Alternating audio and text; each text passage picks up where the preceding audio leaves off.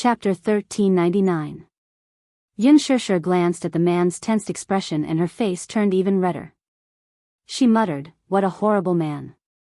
Then, she crawled under the blanket and wrapped herself up. Muyaja chuckled inwardly. This woman is deliberately avoiding me. Could it be that he had frightened her? Muyaja suppressed his desire. Even though he hadn't had enough fun, he was still in a good mood after the morning exercise that was good for his body and mind. At the same time, he still felt dissatisfied. This woman's physique was a little weak. Especially when it came to her physical strength. It seemed like she had to exercise more. He hadn't had enough fun, but she was already tired. This made him a little unhappy. However, he was a man who knew when to stop. When necessary, he wouldn't act rashly and alert the enemy, so as not to scare this little woman. After all, some things had a long way to go. A person's life was so long. He and she had a lot of time to study this. Hence, he wasn't in a hurry. He got out of bed and walked to the bathroom. After taking a cold shower to calm himself down, he walked to the door. Just as he turned the doorknob, he felt a weight on the door. Just as he opened the door a crack, two little lads, who were leaning against the door and listening attentively, were caught off guard and rolled in. Yu was the first to roll in. She was caught off guard and fell face first onto the floor. She groaned softly. Ah, Xiao Yichen was the first to scream. He lost his balance and fell onto Yu's body. Yu cried out in pain again. The two squishy little balls fell onto the floor like a human pyramid. Yunshishir was shocked by the sudden sound. She peeked out from under the blanket and saw this scene. Her face turned so red that it looked like blood was going to ooze out. Hence, she crawled back under the blanket without a sound. This time, she was too ashamed to crawl out of the blanket. Woo, was there anything more embarrassing than this? Yunshishir wanted to cry but had no tears. At the same time, he was secretly annoyed, but at the same time, he was worried about when these two little fellows had been hiding outside, and whether they had heard anything. The two little fellows were still so young. They wouldn't learn anything bad, right? Muyaja also seemed to have not expected this. He was stunned in place, and his handsome face darkened. A storm was coming. He had never thought that these two fellows would actually be eavesdropping outside the door, and even let him catch them red-handed. What happened? He questioned in a deep voice, but there was a trace of unhappiness in his words. Xiao Yichen's ears perked up. As soon as he heard Muyaja's unfriendly tone, his little face paled. He knew that he had done something stupid. It's over. He seemed to have made Daddy unhappy. Xiao Yichen awkwardly got up from Yu's body and stood up helplessly. He lowered his head and clasped his hands together nervously, not daring to look up at him. Daddy, he called out timidly and weakly. His voice was as soft as a mosquito's buzzing. It was obvious that he knew that he had done something wrong and was extremely ashamed. Muyaja's gaze was cold and intimidating, and his face was filled with anger. What are you doing? Xiao Yichen could not answer. He nervously tugged at the corner of his shirt, looking like a timid little deer. Chapter 1400. Xiao Yichen didn't know how to answer, so he glanced at the ground for help. In the end, he saw Yu lying on the ground motionlessly, pretending to be a corpse. Xiao Yichen was speechless. Yu's behavior was a classic example of betraying a teammate. At this moment, the little guy kept telling himself that he was just passing by and didn't know anything, he was innocent. It was definitely not the right time to stand up and laugh it off. Since he was unfortunately discovered, Yu had his own tricks up his sleeve and would be able to escape this ordeal. Muyaja glanced at the corpse on the ground and his lips twitched. Then, he stretched out the tip of his foot and gently kicked his round little butt. Duang, he said, get up.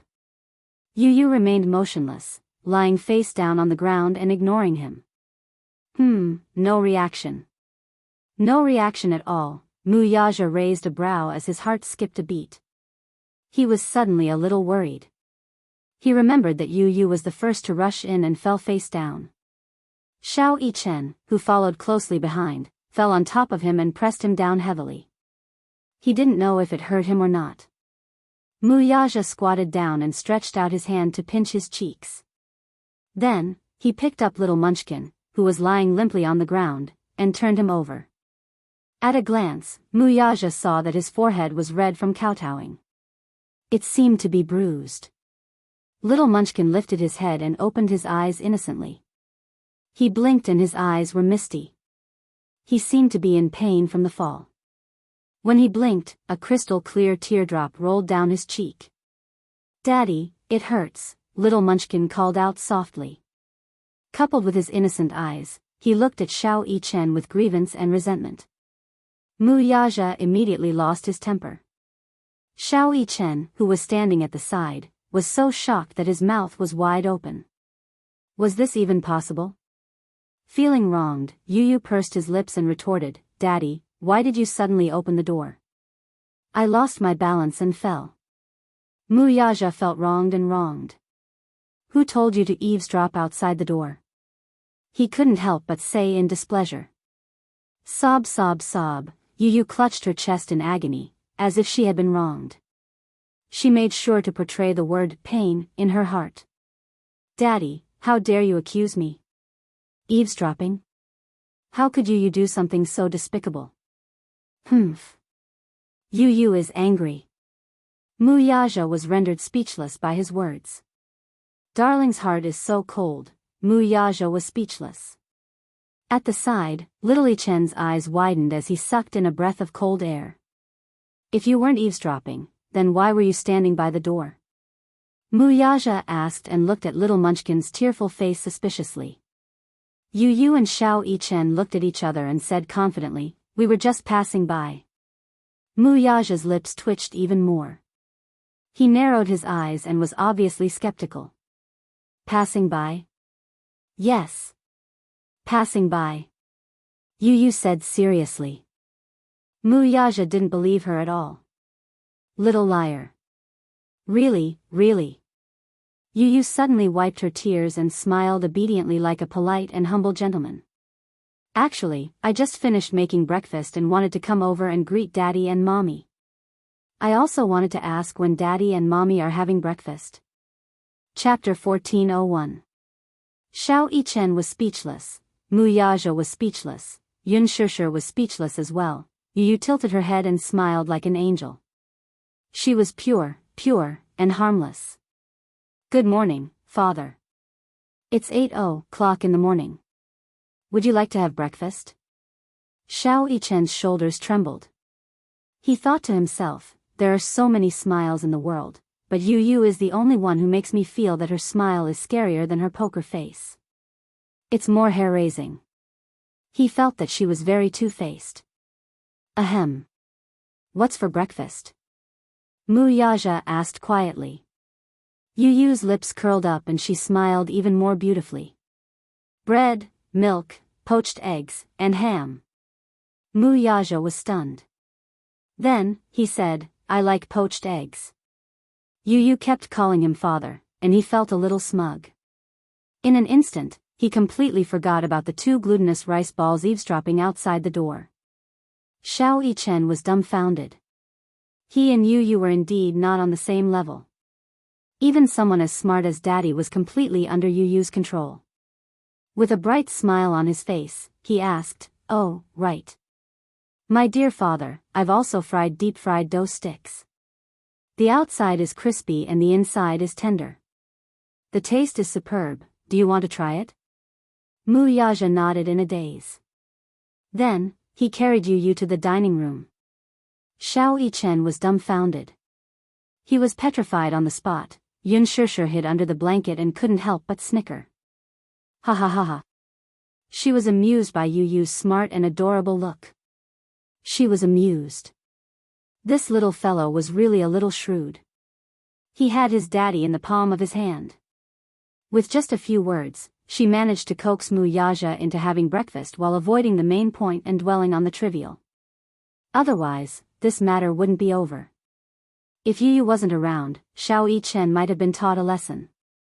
Yu saved him from the abyss of suffering with just a few words. She wasn't simple. Xiao Yichen learned and experienced what it meant to be scheming. Mommy. Xiao Yichen stood at the door and called out to Yun Shishir. Yun Shishir emerged from the blanket with a blushing face, only to see the little boy leaning against the door with a blushing face. He shyly greeted, "Mommy, good morning." With that, he ran off. Shyly. The two little guys didn't intend to eavesdrop. They rushed over to invite Mu Yaja and Yun Shishir to the dining room for breakfast.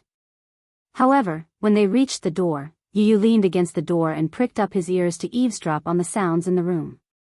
Xiao Yichen also leaned forward. However, not long after, the door was suddenly opened. The two little lads failed miserably at such a simple task, and both of them fell in together. Yun Shishir was amused. She covered her mouth and laughed until she collapsed on the bed. With two children at home, she felt that every inch of her life was bright and sunny. Xiao Yichen and Yu were probably the best gifts that God had given her. In the dining room, Yu personally fed Mu Yaja a deep-fried dough stick. The latter took a bite. The golden skin was crispy and the inside was tender. It was indeed delicious. "You made this?" he asked in disbelief. Yu raised his eyebrows and was obviously very proud. "Yes. Of course it was made by me." Mu Yaja wasn't stingy with his praise. "Your culinary skills are better than many chefs in star-rated restaurants." "Oh, this is nothing. You haven't really experienced my culinary skills." Yu pretended to be reserved. Chapter 1402. After Yun Shishir woke up, she received a call from her manager all of a sudden. "Shishir, are you feeling better?" Yun Shishir replied, "Yes, I'm feeling better." He heaved a sigh of relief, but his voice was filled with worry. "Your phone has been switched off recently. It wasn't easy for me to get through to you. I asked Mu Shi, and she said that she couldn't reach you either. We were so worried." "I'm sorry. Something happened at home recently. That's why it's been inconvenient for me to switch on my phone." Yun Shishir felt extremely guilty. The manager sighed helplessly and said, "It's okay. I thought something had happened to you, so I was worried." During this period, Yun Shishir had disappeared from the face of the earth. She did not reply to any messages, and her phone was switched off when he called her. That was until Min Yu sent someone to inform Ji Lin that Yun Shishir was on leave. Only when the manager learned of this did he feel relieved. For the past 2 days, Yun Shishir's phone had been switched on, so she replied to his messages. Qin Zhou, on the other hand, had been overseas for the past few days. The moment he returned, he turned on his phone and saw Yun Shishir's reply in his inbox. He quickly called her back. After a pause, he asked in confusion, "What happened at home?" It's a long story." Yun Shishir did not know how to start. Qin Zhou, however, was extremely sensitive and comforted her. "It's okay if you don't want to talk about it. Artists need privacy and personal space, too." "I can understand that." "Yes. Thank you, Qin Zhou." He asked, "Are you free recently? If you are, can you focus on your work now? While you were away, the studio accumulated a bunch of drafts waiting for you to destroy them." Yun Shishir fell silent, as if she was facing a formidable enemy. Therefore, after breakfast, she hurried to the studio. The moment Qin Zhou saw her, he gave her a harsh scolding. Although his tone was gentle over the phone, he took the opportunity to give Yun Shishir a good scolding. It was not because of anything else but because she had made him so worried, so he must teach her a lesson. Yun Shishir's temper dissipated after being scolded. She sighed. "Qin Zhou, I'm sorry. Something happened at home recently. That's not what I'm angry about." Qin Zhou snorted and said coldly, "I'm angry because you didn't tell me what happened and made me so worried. I thought you had been kidnapped." Yun Shishir fell silent. "It's not that exaggerated." "Why not?" Qin Zhou rolled his eyes at her. Sure, you have to understand that I treat you like family. If you need anything, please let me know. Halfway through, his tone suddenly softened. Otherwise, you'll make me worry to death. I won't be able to eat or sleep in peace. Yun Shusher's heart warmed as she sincerely said, "Thank you, Qin Zhou." "What are you thanking me for?" Qin Zhou rolled his eyes at her and changed the topic. "Let's not talk about this anymore. Have you finished reading the script?" "I did." Qin Zhou added, "We're going to start filming soon. You have to be careful and show off your acting skills." "Okay." Yun Shusher kept it in mind. Naturally, Qin Zhou was not worried about her acting skills. Yun Shusher's acting was not a problem for her to play the leading role in the production of Lethal Beauty. "Oh right, do you know who the male lead of Lethal Beauty is?" "I don't know." Yun Shusher shook her head blankly. Qin Zhou said, "The first young actor in ancient costumes and the hottest young actor in Huanyu right now, Hua Jin." Chapter 1403. Hua Jin. Yun Shusher took half a second to react. This name sounds familiar. Qin Zhou rolled his eyes helplessly. "Sister, can you be more careful and take more remedial classes? Hua Jin is in the limelight now, okay? If he stands right in front of you and you don't recognize him, it will be very embarrassing." Yun Shusher was speechless. Qin Zhou glanced at her and added, "Besides, Hua Jin's background isn't as simple as it seems. So you have to be more careful. Stay away from him on set and don't get too close to him." Yun Shusher did not ask too much. She just followed whatever Qin Zhou said and did not ask why he said that this Hua Jin was not a simple person. She only thought that since Qin Zhou asked her to be more careful and avoid him, he must have his reasons. She just had to be obedient. Qin Zhou nodded in satisfaction. He especially liked this about Yun Shusher. No matter what he arranged or ordered her to do, she just did it obediently and rarely asked why. Even if she did, it was just a question out of curiosity. She never protested. She was a very obedient artist. She was very docile and did not have any sharp edges. In fact, she was probably the artist he had taken over the most. There were not many obedient artists in the entertainment industry. This showed that Yun Shusher had a lot of trust in him. He was very touched by this. Qin Zhou gave her some instructions. Hence, he asked her to wait for the makeup artist in the office. There was an exclusive interview with a fashion magazine in the afternoon. She was going to be interviewed and shoot a set of blockbusters. Yun Shusher nodded obediently. Qin Zhou went out. He had an appointment with a producer. There was a hit drama in the middle of filming and they were still short of a supporting role. Hence, he wanted to insert Yun Shusher into the cast so that she could be recognized. Although it was a supporting role, no matter how small a mosquito was, it was still meat. More importantly, this hit drama had a good reputation.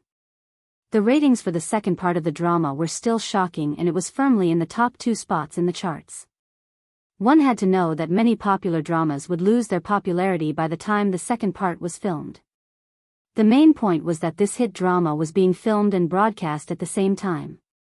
After filming this episode, after 2 weeks of post-production, it would be broadcast on TV. Qin Zhou naturally had his reasons for making such arrangements. Previously, Yun Shusher had become popular mainly because the team of The Green Apple had promoted her on Weibo by publishing behind-the-scenes footage. However, now that the filming of The Green Apple was completed and it was in post-production, there would be a long period of silence. Therefore, Qin Zhou naturally had to use some means to get some exposure for her. It was a good choice to play a supporting role in this popular drama. Most importantly, this supporting character's persona was very good at eating. If Yun Shusher could get this opportunity and participate in it, it would definitely increase her exposure. Of course. He was determined to win this negotiation. Therefore, he gave Yun Shusher a few instructions and left in a hurry. Yun Shusher stayed in the company to memorize the script. There was an exclusive interview in the afternoon with Bazaar Fashion. Hence, Bazaar naturally arranged for their own makeup artist to do her makeup. At noon, the makeup artist arrived. Yun Shishir saw a fashionable face. "Hello, I'm Andy, the chief stylist of Bazaar Fashion." Andy smiled at her, revealing a bright but stiff smile. Chapter 1404. Yun Shishir furrowed her brows and unwillingly reached out her hand to shake hers. However, the moment she held Andy's outstretched hand, she felt her grip tighten. Her grip was so strong that it almost deformed her hand. Yun Shishir instinctively flung her hand away. Looking up, she frowned and looked slightly unhappy. She felt that the smile on Andy's face was extremely stiff and didn't seem very friendly. However, this was only their first meeting. Why did she feel that Andy's gaze was filled with hostility? "What's the matter?" Andy saw that her expression was slightly cold and couldn't help but laugh. "Yun Shishir, your attitude doesn't seem very friendly. You're shaking my hand too hard." Yun Shishir paused and pursed her lips. "You're hurting me." However, Andy laughed and looked her up and down. She said in a neutral tone, I didn't expect that a newcomer who just debuted would put on such airs. Were you acting like a big shot in front of me just now?" "Forget it, there's no need for that." "Acting like a big shot?" Yun Shishir was stunned for a moment and quickly reacted. This arrogant stylist in front of her was mocking her. It looked like this stylist wasn't very friendly to her. Even though she didn't understand why this person called Andy had such a hostile attitude towards her. She spoke in a neutral tone and was so sarcastic. They were meeting for the first time, but she acted as if they were enemies. Was she crazy? Did she have a grudge against her? Or had she offended this person in the past and she couldn't remember? Yun Shishir quickly brushed off her humiliation with a smile and coldly said, "Even if you want to act like a big shot, you still have to look at your capabilities. Your words are too much." Yun Shishir's words were very public and there wasn't anything wrong with her wording. However, when it came to Andy, she seemed to be deliberately twisting her words. She snorted coldly and said in a mocking tone, "Capital? You're a newcomer, what capital do you have to act like a big shot?" "TSK. Yun Shishir, I've been in the industry for so long and you're the smallest celebrity I've ever worked with. If it weren't for the chief editor's orders, do you think I would be willing to serve you?" As soon as she said this, Yun Shishir instantly understood. She was a very sensitive person, so she could tell from Andy's words that he was dissatisfied with her. Andy had humiliated her and treated her unkindly, not because she had a grudge against her, nor was it because she had offended her in the past. This Andy probably had a place in Bazaar Fashion. She claimed to be the chief stylist. Stylists with the title of chief must have a big background. Basically, only those who had participated in many fashion shows and received so many awards that their hands went numb were qualified to receive this title. Bazaar Fashion was one of the top international fashion magazines and had a place in the fashion industry. Most of the stylists under it had a strong background. Therefore, the stylist who was crowned with the title of chief was even more impressive. According to gossip, some chief stylists boasted of their high status and were very picky about the celebrities they served. Some stylists were even rejected by artists below the C-list level. This Andy looked very arrogant.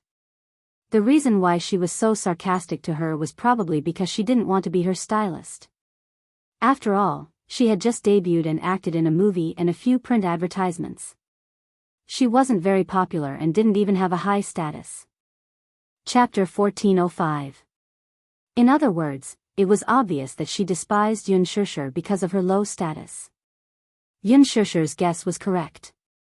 The reason why Andy was so hostile towards her was because she was unwilling to be the stylist of such a low-status artist. A newcomer who had just debuted could not even be considered a C-lister.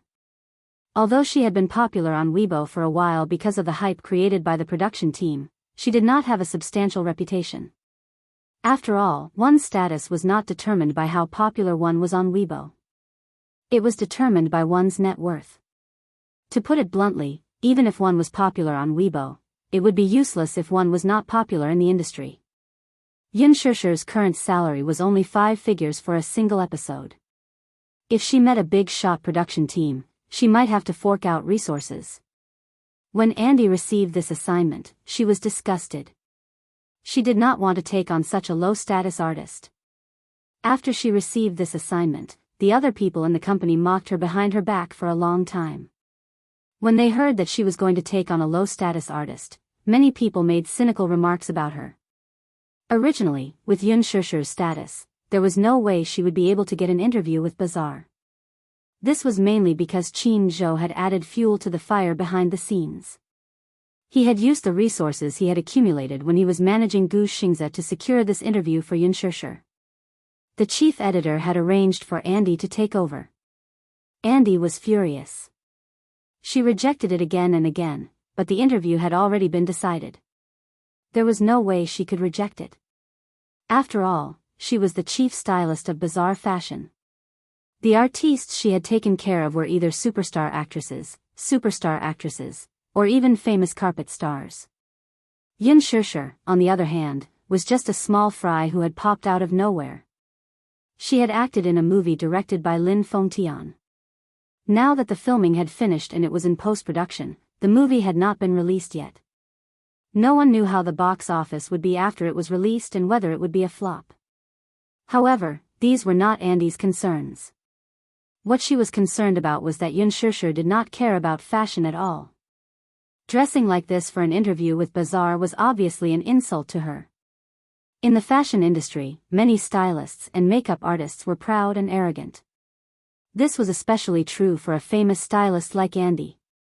If it was in the past, when some celebrities wanted to accept a fashion interview, they would have 3 layers of support and then dress up meticulously for the interview. What about her? She was wearing a simple dress and a knitted sweater. Her black hair was draped over her shoulders. Her attire couldn't be any lower. Andy only felt disgusted. Therefore, she was bent on disgusting her. Yun Shusher was speechless. She quietly said, "I'm sorry. It's really hard for you to receive a small-time artist like me." His words were filled with bitterness, and there was even a hint of self-mockery. Andy was stunned. She thought that Yun Shusher would fly into a rage out of humiliation after being humiliated by her. In the end, she didn't seem to be angry, nor did she retort. Instead, she went along with her words and made a self-deprecating joke. Andy instantly lost his temper. What else could she say when the other party had already claimed to be a lowly celebrity? Thus, she asked coldly, "Have you hit your face?" "No." Yun Shusher said, "I just finished eating." Andy was speechless. Chapter 1406. Andy's expression was especially displeased as she sneered, "Hey, are you deliberately making things difficult for me? You know that you're going to be interviewed and filmed in a blockbuster, so why don't you prepare your foundation first? Are you waiting for me to do it? I just received the notice of the interview at the last minute, so I didn't know about it beforehand."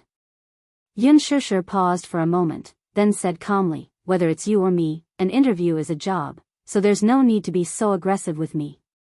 If you want me to prepare my foundation first, then I'll do it myself first and leave the rest to you." Although she said this, Andy didn't appreciate it at all. She rolled her eyes but didn't say anything sarcastic. However, her expression was still extremely cold. Yun Shusher went to the makeup room and started to carefully prepare her foundation. Her skin was very good.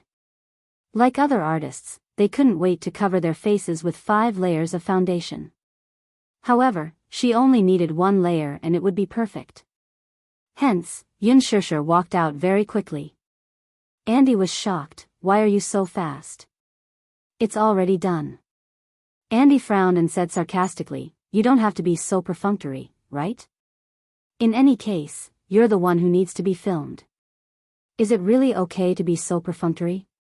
If the foundation isn't good, my makeup will be smudged when it's done. There are many ignorant people who think that they're born beautiful and don't need to prepare a foundation. In the end, didn't they end up in such a sorry state?"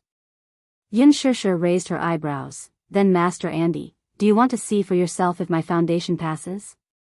Andy said impatiently, "Go sit in your seat. I'll do your makeup first. Anyway, it's your face in the mirror.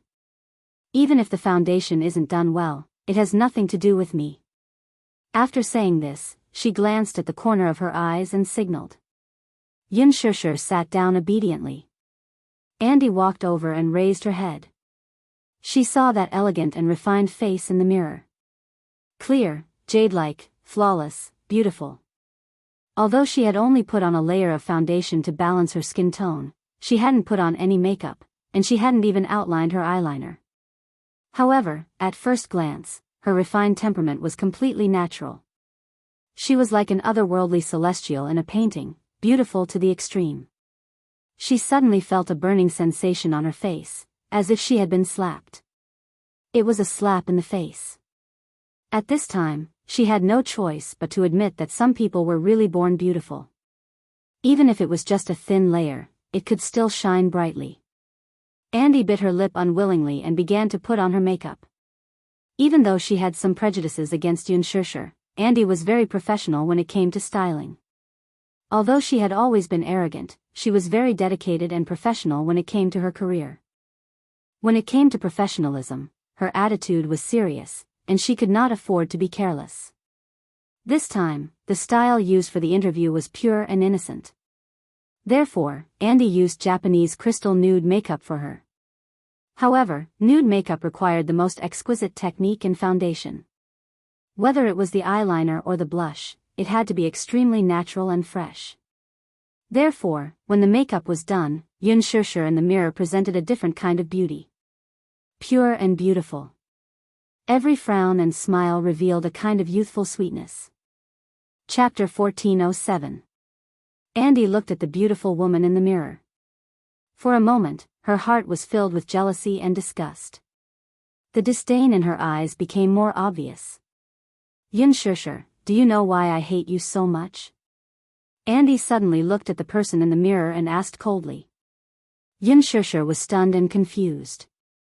She shook her head blankly. Andy's words were sharp and vicious. I hate you, not because of your low status, but because of your disgusting ambition and face. She had always been a straightforward person. If there was something on her mind, she would say it. She didn't like to hide anything. Yun Shishir asked calmly, ambition? I admit that you are very beautiful and have outstanding innate qualities. Also, I've seen your performance and your acting is indeed very powerful. But in my life, what I hate the most are female celebrities who do anything to get to the top. After she finished speaking, her eyes were filled with an overbearing sharpness that was extremely sharp. Yun Shishir smiled faintly. I don't know what you're talking about. Seeing her attitude, Andy was even more certain that she was like what she had imagined. She would use any means to create hype and get to the headlines. Her impression of her fell to the bottom. She went straight to the point and asked, You're the one who created the rumor about you and Gu Xingze, aren't you? You're so scheming. Andy sighed and narrowed her eyes. Her eyes were filled with disgust. There are many people like you in the entertainment industry. Just because you're in the same movie as Xingze, you're starting to think that you're infallible. You've just debuted and you're already thinking of climbing up the social ladder? Recently, the rumor about you and Xingze has been spreading like wildfire. I think you must have taken a fancy to Xingze's unshakable popularity and used it to create hype for yourself. Moreover, you shamelessly tied yourself to Xingze to get to the top. How can you be so disgusting? From the beginning to the end, Yun Shishir only looked at her calmly. After listening to her in one breath, she suddenly smiled. You don't have to be so agitated, do you? Yun Shishir looked at her through the mirror and suddenly smiled, but exposed her. You're so excited. You must like Xingze, right? Andy's face turned red as she angrily rebuked, Don't talk nonsense. Is that so?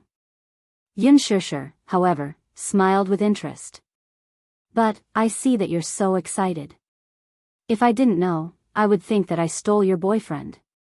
Shut up. Andy flew into a rage out of humiliation. Don't make wild guesses. I don't treat Xingze the way you described. Yun Shishir glanced at her and actually thought that this Andy was so awkward that it was adorable. His words clearly revealed his fanatical worship and yearning for Gu Xingze, as if he was a god, but his words were extremely awkward and he refused to admit it. Oh. Then why are you so agitated? Besides, how do you know it's a publicity stunt? What if Xingzhe and I are a couple? Yun Shishir deliberately teased her. However, Andy was more innocent than she thought. When she heard Yun Shishir's teasing words, she immediately exploded. What? You're dating Xingzhe? Yun Shishir deliberately kept her in suspense. This has nothing to do with you. How does it have nothing to do with me? Tell me, what's your relationship with Xingzhe? Andy was so nervous that her face turned red and she looked like she was about to cry. Chapter 1408. It's a secret. After saying that, she stood up and went to change her clothes. Andy was left standing on the spot with a sullen expression, clenching her fists in anger. The chief editor of the interview quickly rushed over with the cameraman. First, they shot a set of fashion photos for Yun Shishir in the studio. Yun Shishir changed into a pink floral gown from Chanel's spring collection. She wore a flower crown on her head, had wavy hair, and wore a pair of red high heels. She looked sweet. Previously, when she was undergoing training at Huanyu, Yun Shishir had a strong sense of being in front of the camera. Now, standing in front of the camera, she was able to move freely. Every pose did not require much explanation. She could naturally express the ideal state that the cameraman wanted to express. At times, she would hold the photo frame and rub her hair lazily with one hand. She would pout and pretend to be annoyed. At times, she would hold a lollipop in her hand and widen her beautiful eyes in surprise. She looked playful and cute. At other times, she would lean lazily against the wall, her curly hair slanting over her round shoulders and the corners of her eyes slightly curved. The cameraman took a few sets of shots in a row. During the intermission, he held the camera and browsed through the photos taken, but he could not bear to delete a few. Her performance was too good. She was blessed with beauty and performance. At this moment, only one word came to his mind. God's favorite. God doted on her too much and gave her such perfect looks. Standing at the side, Andy's mind was blank. Her thoughts were still stuck on Yun Shishir's purposefully mysterious words. What if Xingzhe and I are a couple? What does that mean? What is her relationship with Gu Xingzhe? Are they really a couple? That's impossible. Gu Xingzhe was famous in the industry for keeping women at arm's length. He was quite cold and ascetic. There were almost no women around him. Apart from some groundless rumors, most of them were created by the women. He was a rare and high-quality idol. Many people in the industry even suspected that he was gay. So much so that after so many years in the industry, almost every woman who acted with him had a clean relationship with him. This was simply a wonder in the industry. However, when Andy thought about it, he was stunned. Xingzhe had been involved in a few scandals, but they were all created by the woman. In the end, Gu Xingzhe's studio came forward to clarify the matter. However, this time, Gu Xingzhe's studio did not do anything about the scandal with Yun Shishir. Instead, they cooperated with Yun Shishir's team to hype up their relationship. This would have been impossible in the past. With such an ambiguous attitude, it was hard not to think of something. Could it be that what Yun Shishir said was true? Was she really dating Gu Xingzhe? Andy's eyes shone as she looked at Yun Shishir, who was in the studio, continuously matching the photographer's style. The sweet and gentle smile on her face was clearly that of a woman deeply in love. Could it be true? Andy's heart skipped a beat, and he began to fidget. In fact, the reason why she was so concerned about this problem was that she had been in love with Gu Xingzhe for a long time. From the first time she met Gu Xingzhe, she was infatuated with this aloof and handsome man and regarded him as her Adonis. Chapter 1409. Andy had silently supported him since he was a popular young actor when he first debuted to the current popular Heavenly King. But now, the man she could only wish for was actually in a relationship with another woman. She was naturally upset. Bizarre fashion editor, did you accept the role of the Green Apple by chance or coincidence? Yun Shishir, at that time, the Green Apple, was holding a national audition for the female lead. Coincidentally, I was selected by director Lin and accepted the role. Bizarre fashion editor, which character do you like the most in this script? Yin Shishir, I prefer Yin Shechuan. Bizarre fashion editor, why? What is it about this character that attracts you? Yin Shishir, Yin Shechuan is a very pure character. She is a stubborn person. Love is love. If you love someone, you will give it your all, even if you have to make the whole world your enemy. Her stubbornness and infatuation move me. Bizarre fashion editor, have you read the original novel before accepting the role? Yin Shishir, I have read the original novel. It is very well written. I stayed up late to finish reading it. Bizarre fashion editor, when you read the novel, did you ever think that you would be playing your favorite character one day? Yin Shishir. I didn't think of that. Bizarre fashion editor, compared to reading a novel, how does acting feel? Yin Shishir, reading a novel and acting are two different concepts. When you read a novel, you will be immersed in the world of the novel. You will be influenced by the love and hate entanglements. You will be immersed in it and your emotions will follow the plot closely. However, when you act in a movie, it is different. Every detail had to be carefully grasped. Every emotion had to be placed in the shoes of the character and brought into the plot to enrich it. Bizarre fashion editor, did you do any preparation before filming? Yin Shishir, what kind of preparation? Bizarre fashion editor, just some preparation for the role? Yin Shishir, I read the script carefully a few times. Bizarre fashion editor, was Yin Shechuan's role challenging in The Green Apple? Yin Shishir, it was alright. Bizarre fashion editor, how did you figure out the character's inner world? Yin Shishir, try your best to immerse yourself in the character's inner world. Bizarre fashion editor-in-chief, do you have any expectations for this movie? The interview progressed step by step. Yin Shishir faced the camera, held the microphone, and patiently answered every question, whether it was friendly or harsh. Some answers were memorized in advance, and some needed to be improvised. However, she didn't memorize any of them. She just acted as she pleased. Therefore, Bizarre's chief editor was a little dissatisfied. Her answer was so empty and casual. There was almost no explosive point, no gimmick. This interview was clearly given a script. Why didn't Yin Shishir follow the script? Such an interview had no effect at all. Thus, the editor-in-chief suddenly threw out a sensitive question. In the movie, you and Xingza acted as a couple. How's your relationship outside the movie? As soon as she finished speaking, Yin Shishir frowned. Andy, who was standing at the side and listening silently, felt his nerves jump. Almost with a swoosh, he turned his gaze to her. Yin Shishir was silent for a while before replying indifferently, pretty good. The editor-in-chief broke out in a cold sweat. What do you mean by pretty good? Chapter 14:10. Yin Shishir smiled and said, outside of filming, Gu Xingza is a senior who takes good care of his juniors.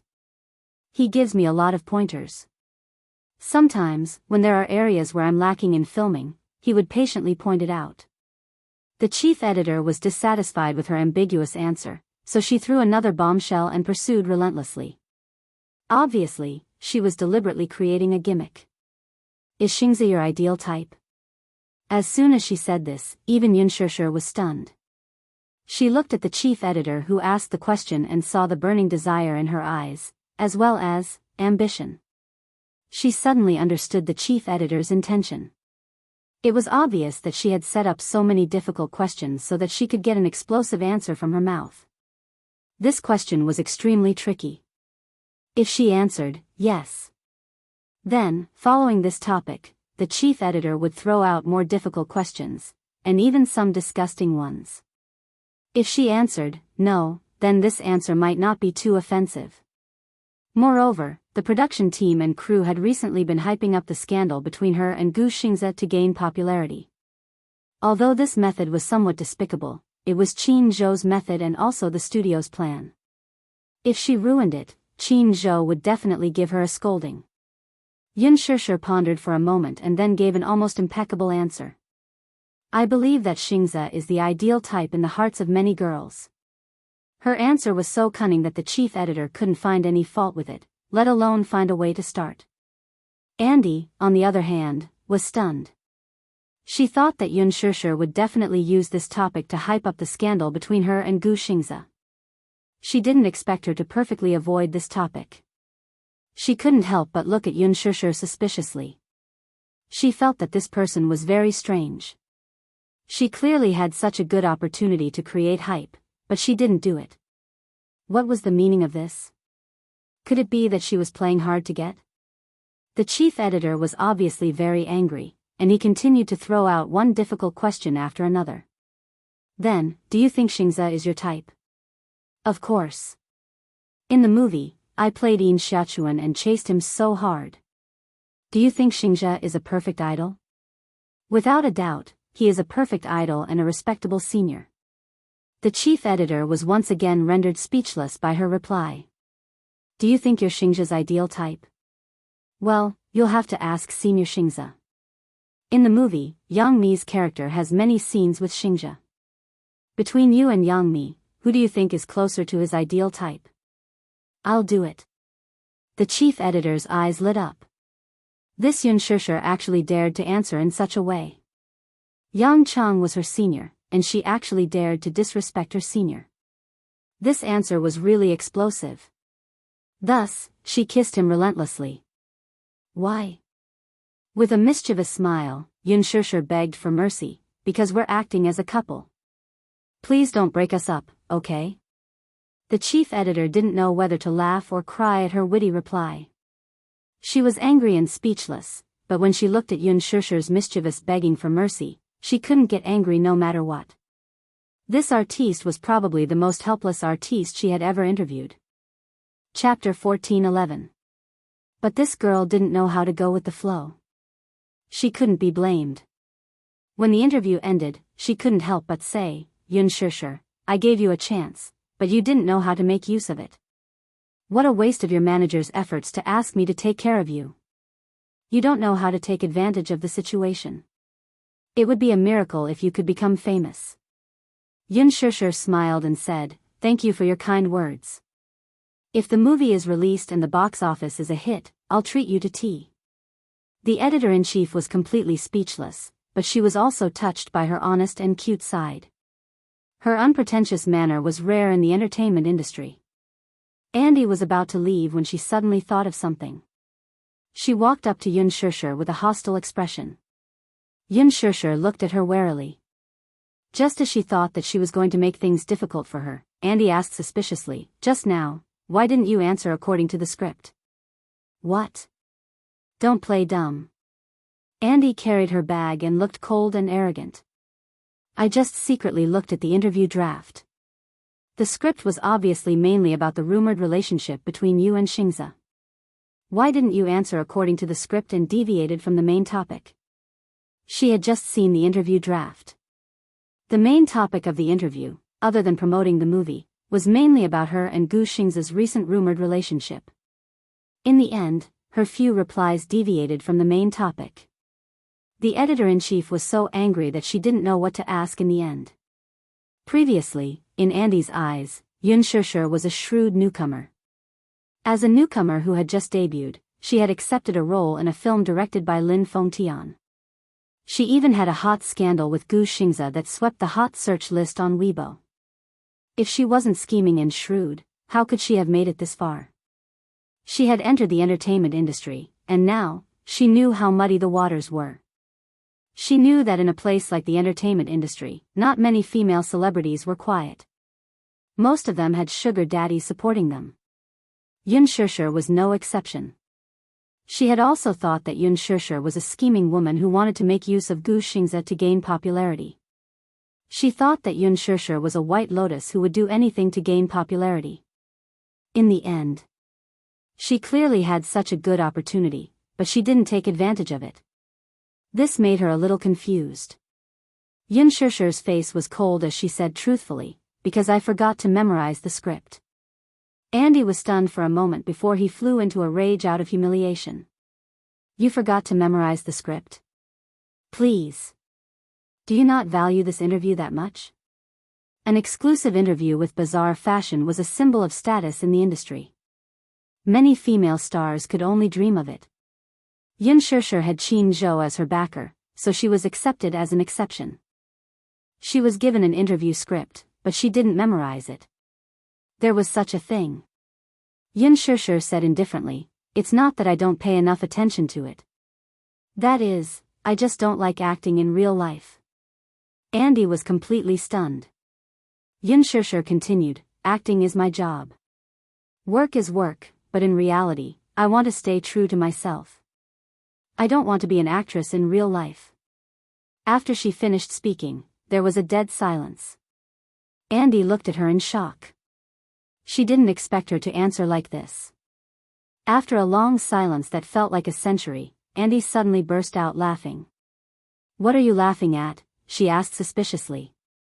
Chapter 14:12. Andy replied, "You're really.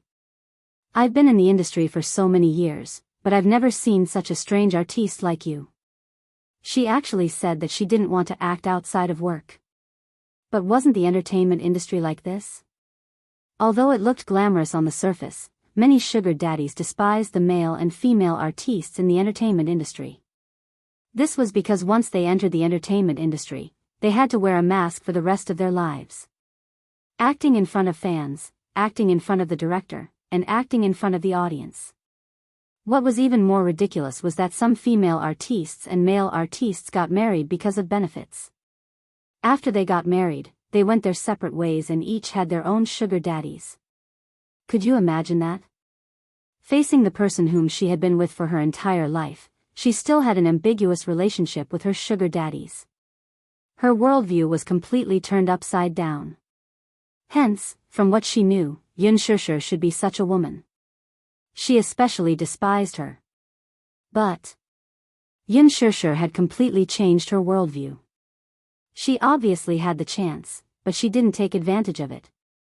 She was different from those female artistes who used all their effort and schemes to get to the top. Andy had initially thought that Yun Shishir was acting in front of her. However, after this short period of interaction, her gaze never left her. She couldn't tell that she was acting at all. She was a very straightforward woman. She had been in the industry for so many years and had already trained her sharp eyes. She could tell if someone was acting or not. Yun Shishir was a woman who didn't act at all. Hence, she had become a fan of Yun Shishir. Putting everything else aside, just the fact that Yun Shishir didn't bother to use Gu Xingzi to create hype was enough for her to admire her. Hence, Andy suddenly pursed her lips awkwardly and said a little guiltily, "Yun Shishir, I'm sorry. Previously, I thought that you were like those women in the entertainment industry who used all their effort to get to the top. I've wronged you. If I've offended you earlier, please forgive me." Yun Shishir curved her lips and then laughed nonchalantly, It's nothing. If I must apologize, I want to apologize to you too." Andy raised his eyebrows, but he didn't understand what she meant. Yun Shishir confessed, "Actually, Gu Xingzi and I are not a couple. I said that on purpose." "Why?" Andy was a little surprised. "No reason." Yun Shishir cocked a brow and plainly added, "I just want you to know that speaking irresponsibly is actually very hurtful." As soon as she said this, Andy was stunned, as if her heart had been pierced by her words.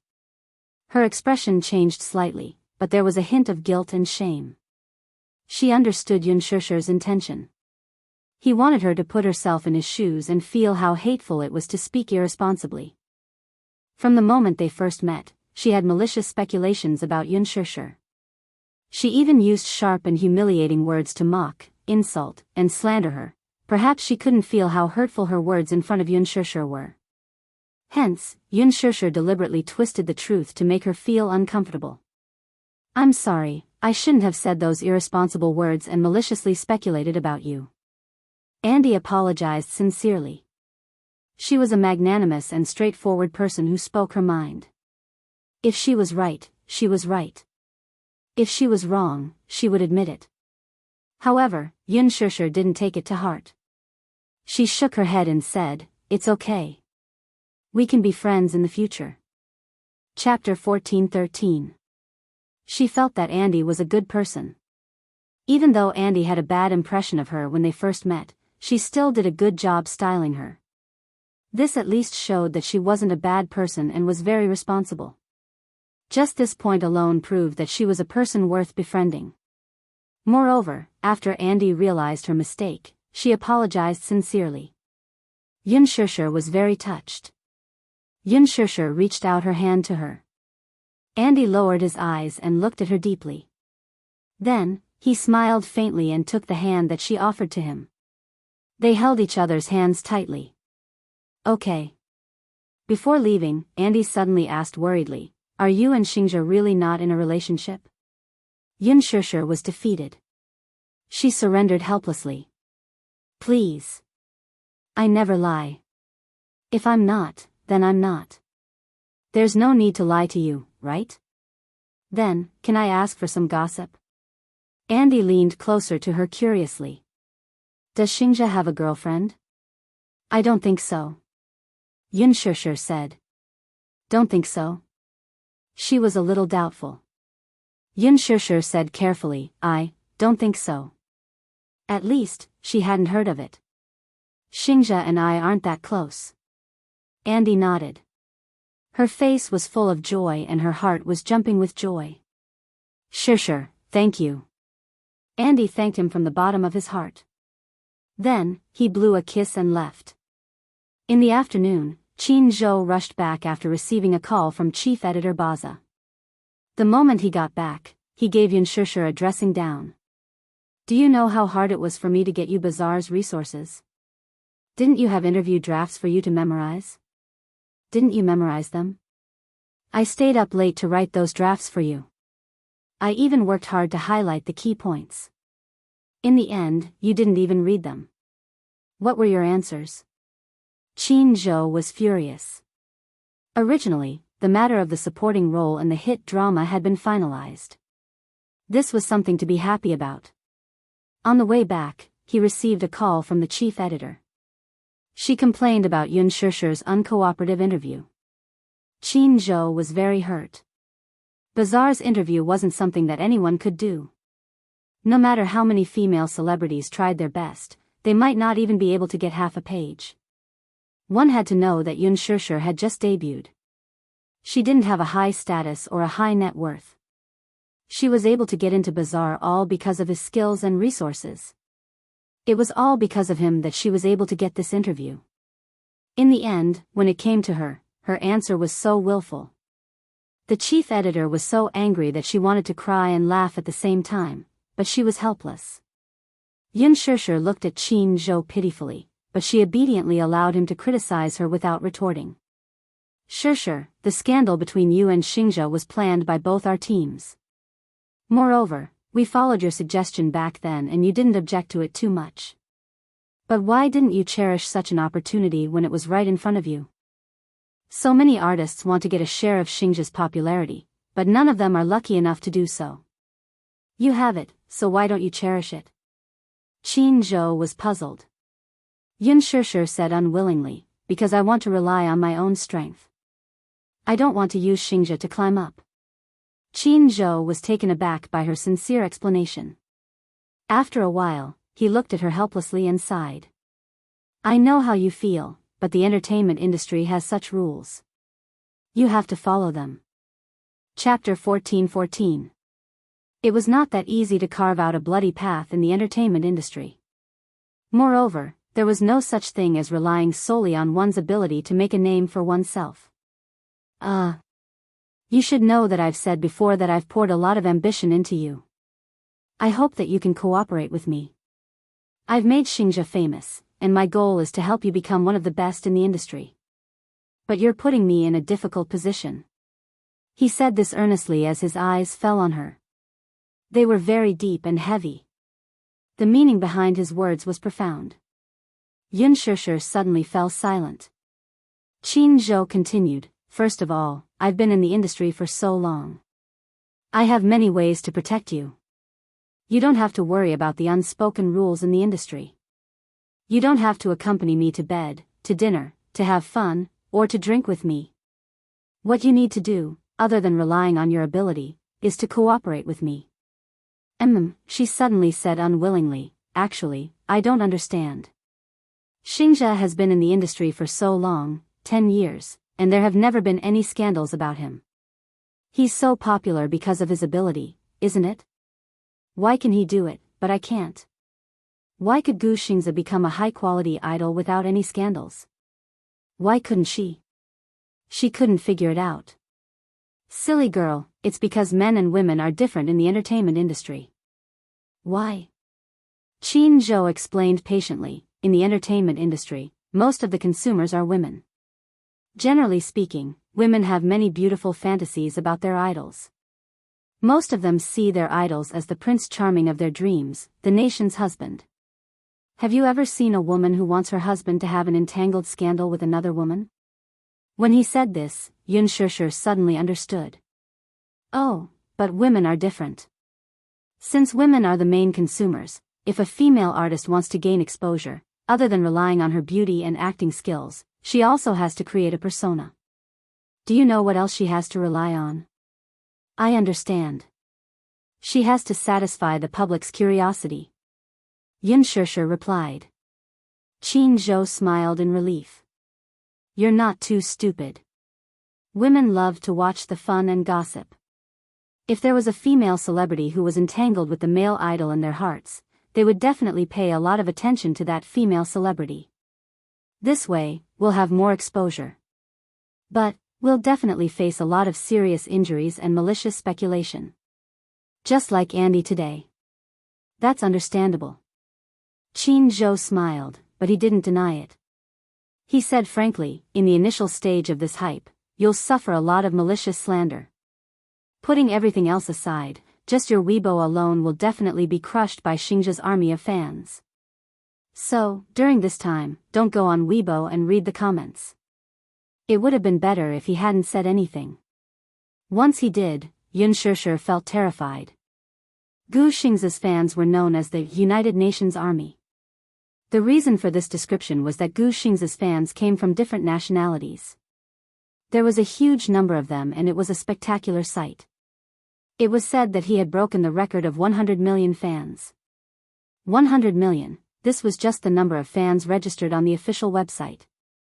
Those who had not been recorded yet were not included. With such terrifying data, Yun Shishir naturally felt an inexplicable fear. Shishir, I want you to understand something. Chapter 14-15. Yun Shishir shook her head blankly. I don't know, she couldn't understand the meaning behind Qin Zhou's words. He commented, it's because it's not like Starbucks, which is widely known but not famous.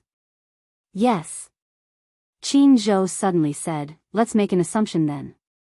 Suppose one day, Xingzhe came to this shop on a whim, ordered this cup of coffee, took a photo, and posted it online. Then, wouldn't this cup of coffee attract a lot of attention? Yes. This is exposure and the effect of fans. This way, Xingzhe's fans will notice this coffee shop. They might even come and order the same coffee as Xingzhe, and this shop will become famous. Yun Shishir suddenly understood what Qin Zhou was trying to say. Qin Zhou continued to explain, maybe Gu Xingzhe's fans have a bad attitude when they come into contact with you. But at least they're paying attention to you. If you do well enough and the fans see it, they'll turn from haters to fans. However, if you don't expose this piece of jade, there will never be a day where you will be noticed by others. The entertainment industry is full of talents. You've just debuted, so you have to find more opportunities to show yourself and get the public's approval. After a pause, he added, so, the so-called hype is just a chance for the public to pay attention to you and give you a chance to show yourself. Do you understand? Yun Shishir nodded. I understand. Qin Zhou held her shoulders with a serious expression and said in a deep voice, listen, Shishir.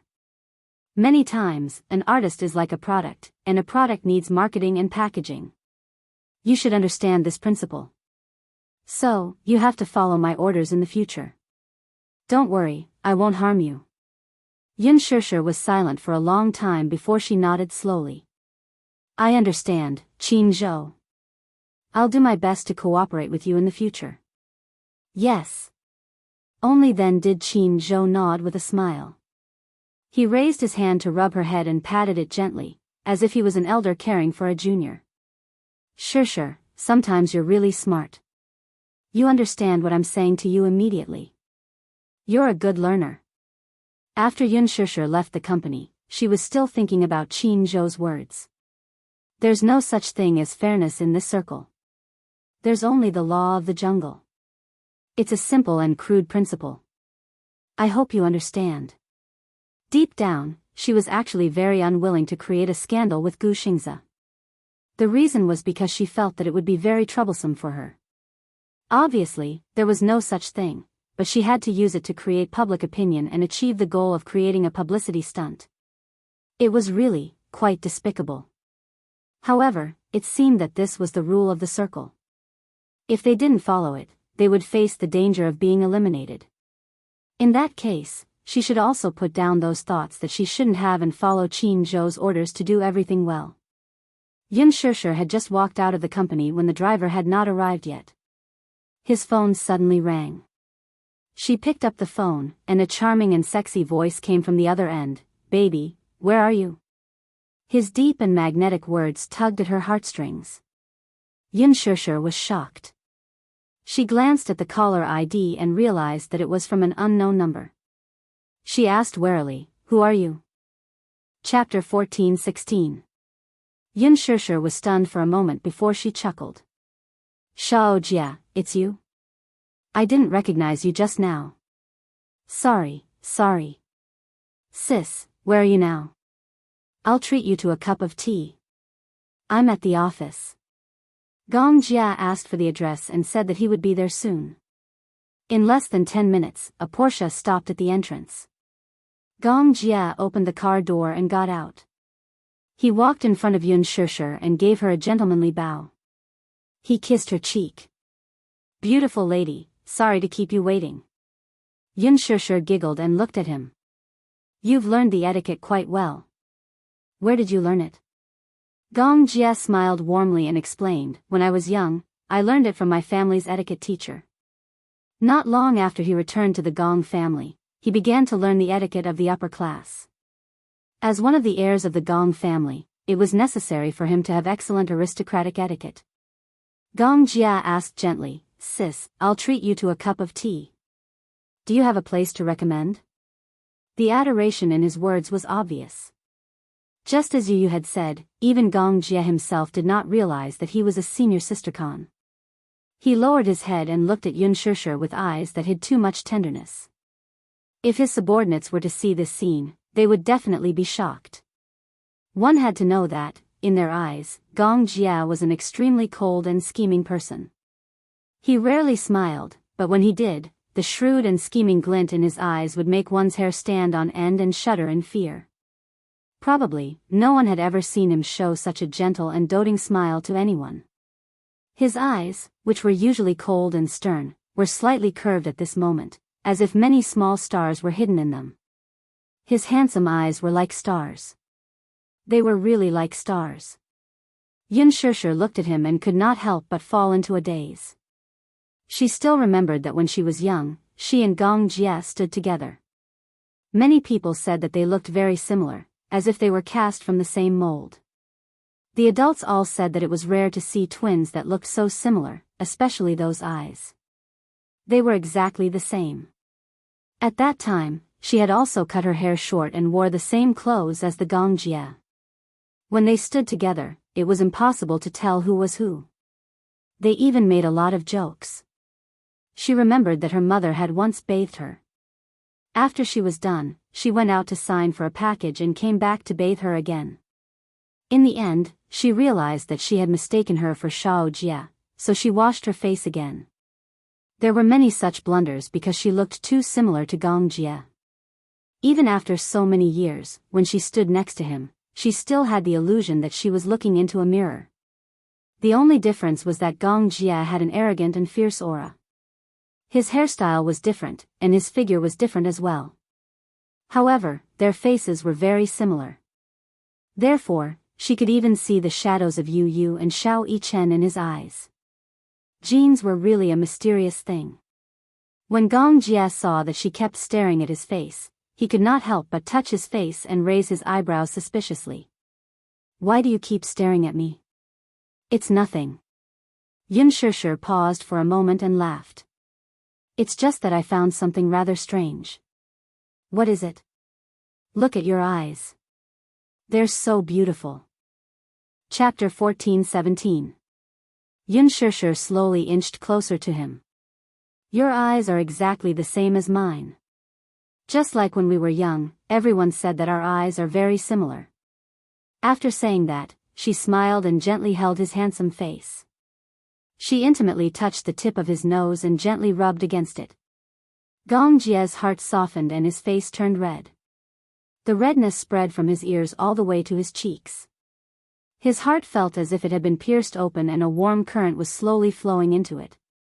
Such an intimate action made him feel emotional all of a sudden. When they were young, their mother liked to rub their noses intimately. Yun Shishir, on the other hand, often did such intimate actions with him. In his memories, he could still remember that short and happy time. He and Yun Shishir hid under the blanket. At that time, the winter was very cold and there was no electric blanket. The two little guys pitifully hugged the hot water bottle to sleep. In the middle of the night, the hot water bottle turned cold. They woke up from the cold and shivered under the blanket. They hugged each other pitifully to warm each other. Their days were a little difficult. However, there was a plain happiness amidst the bitterness. Thinking of this, Gong Jie said, because you're my older sister and I'm your younger brother. After pausing for a moment, a trace of pride appeared on his face. When we were young, no one could tell who was me and who was you. Humph. You're still talking about it. When you did something wrong when we were young, when wasn't I the one who took the blame for you? Yun Shishir suddenly complained, feeling wronged. Gong Jie's expression was a little awkward. He apologized weakly, Sis, I'm sorry. I was wrong. After saying that, he even tugged at the corner of her shirt coquettishly. Yun Shishir was tickled by his careful attempt to curry favor with her. She giggled and then said, all right. It's been so long. I don't blame you anymore. After saying that, she couldn't help but reach out and touch the tip of his nose. Let's go. I'll treat you to a cup of tea. I know a dessert shop that tastes good. She used to bring you there often.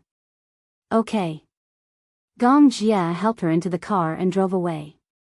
Just as the car left, not far away, behind the shadow of a tree, a sneaky figure suddenly appeared. It was a paparazzi who was crouching with a camera. Using the shadow of the tree as cover, no one noticed him at all. Even Gong Jie, who was used to being vigilant, didn't notice him.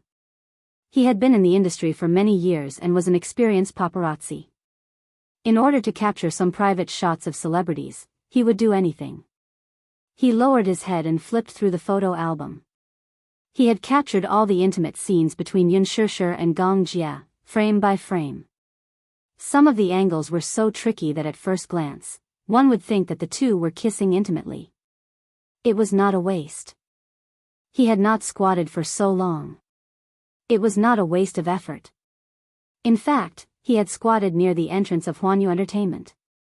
He had initially wanted to take some shots of Gu Xingze. However, he didn't manage to capture Gu Xingze. Instead, he managed to capture Yun Shishir. He even managed to capture some valuable shots. In fact, Yun Shishir's shots weren't that expensive. If they were sold to some media, they probably wouldn't be able to fetch a high price. However, that was in the past. It was different now. Now, Yun Shishir was Gu Xingze's rumored lover. Moreover, the shots he had taken were very gimmicky. They might be worth some money. Chapter 14:18.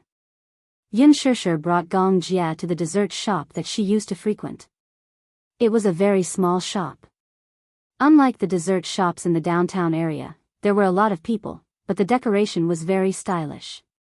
Therefore, the customers who patronized were all regular customers. Yun Shishir chose a private room and ordered a few signature desserts. Gong Jie rested his chin on one hand and quietly watched her every move.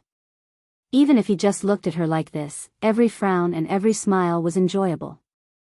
After Yun Shusher finished ordering desserts, she turned around and saw him staring at her in a daze. She couldn't help but smile. "Why do you keep staring at me?" Gong Jia said willfully, "I like it." "Ah." Yun Shusher smiled helplessly. Gong Jia said again, "Because I feel like I can't get enough of you." We've been separated for so long. It's been 15 years. I want to make up for all that I've missed in 15 years. Gong Jia said truthfully. Yun Shusher's heart skipped a beat, and her eyes became as gentle as water. "Shao Jia, I'm very happy and very touched. I never dared to think that I would meet you again in this life." Gong Jia's eyes flashed, and then there was a hint of loneliness in them. He always felt that he seemed to have missed out on a lot of beautiful things. No matter how he tried to make up for it, he felt that this gap was difficult to make up for. The person he loved the most in his heart didn't leave behind any fragments of him in these 15 years. He didn't participate in her youth, didn't participate in her beautiful years, and missed the most important scenes in her life. He was absent from her life, and she was also absent from his life. In these 15 years, they had lost too many things. The desserts were served one after another. Yun Shusher pushed a tiramisu in front of him and smiled. "Try it. The desserts here are amazing." "Okay." Gong Jia nodded and then picked up the spoon to taste it. "How's the taste?" she asked expectantly. Gong Jia nodded slowly. With the spoon in his mouth, his eyes curved slightly. "Not bad. It's very sweet." In fact, he didn't like desserts that much. In the Gong family, he didn't even look at the desserts in the afternoon. "I'm sick of it." However, Yun Shusher ordered something different. He liked it. He liked to enjoy every moment with her. Even if he didn't do anything and just looked at her like this, he wouldn't feel bored. Yun Shusher's gaze suddenly fell on his phone screen that had lit up. It was a rather unique phone. She said it was unique because she had never seen this brand before.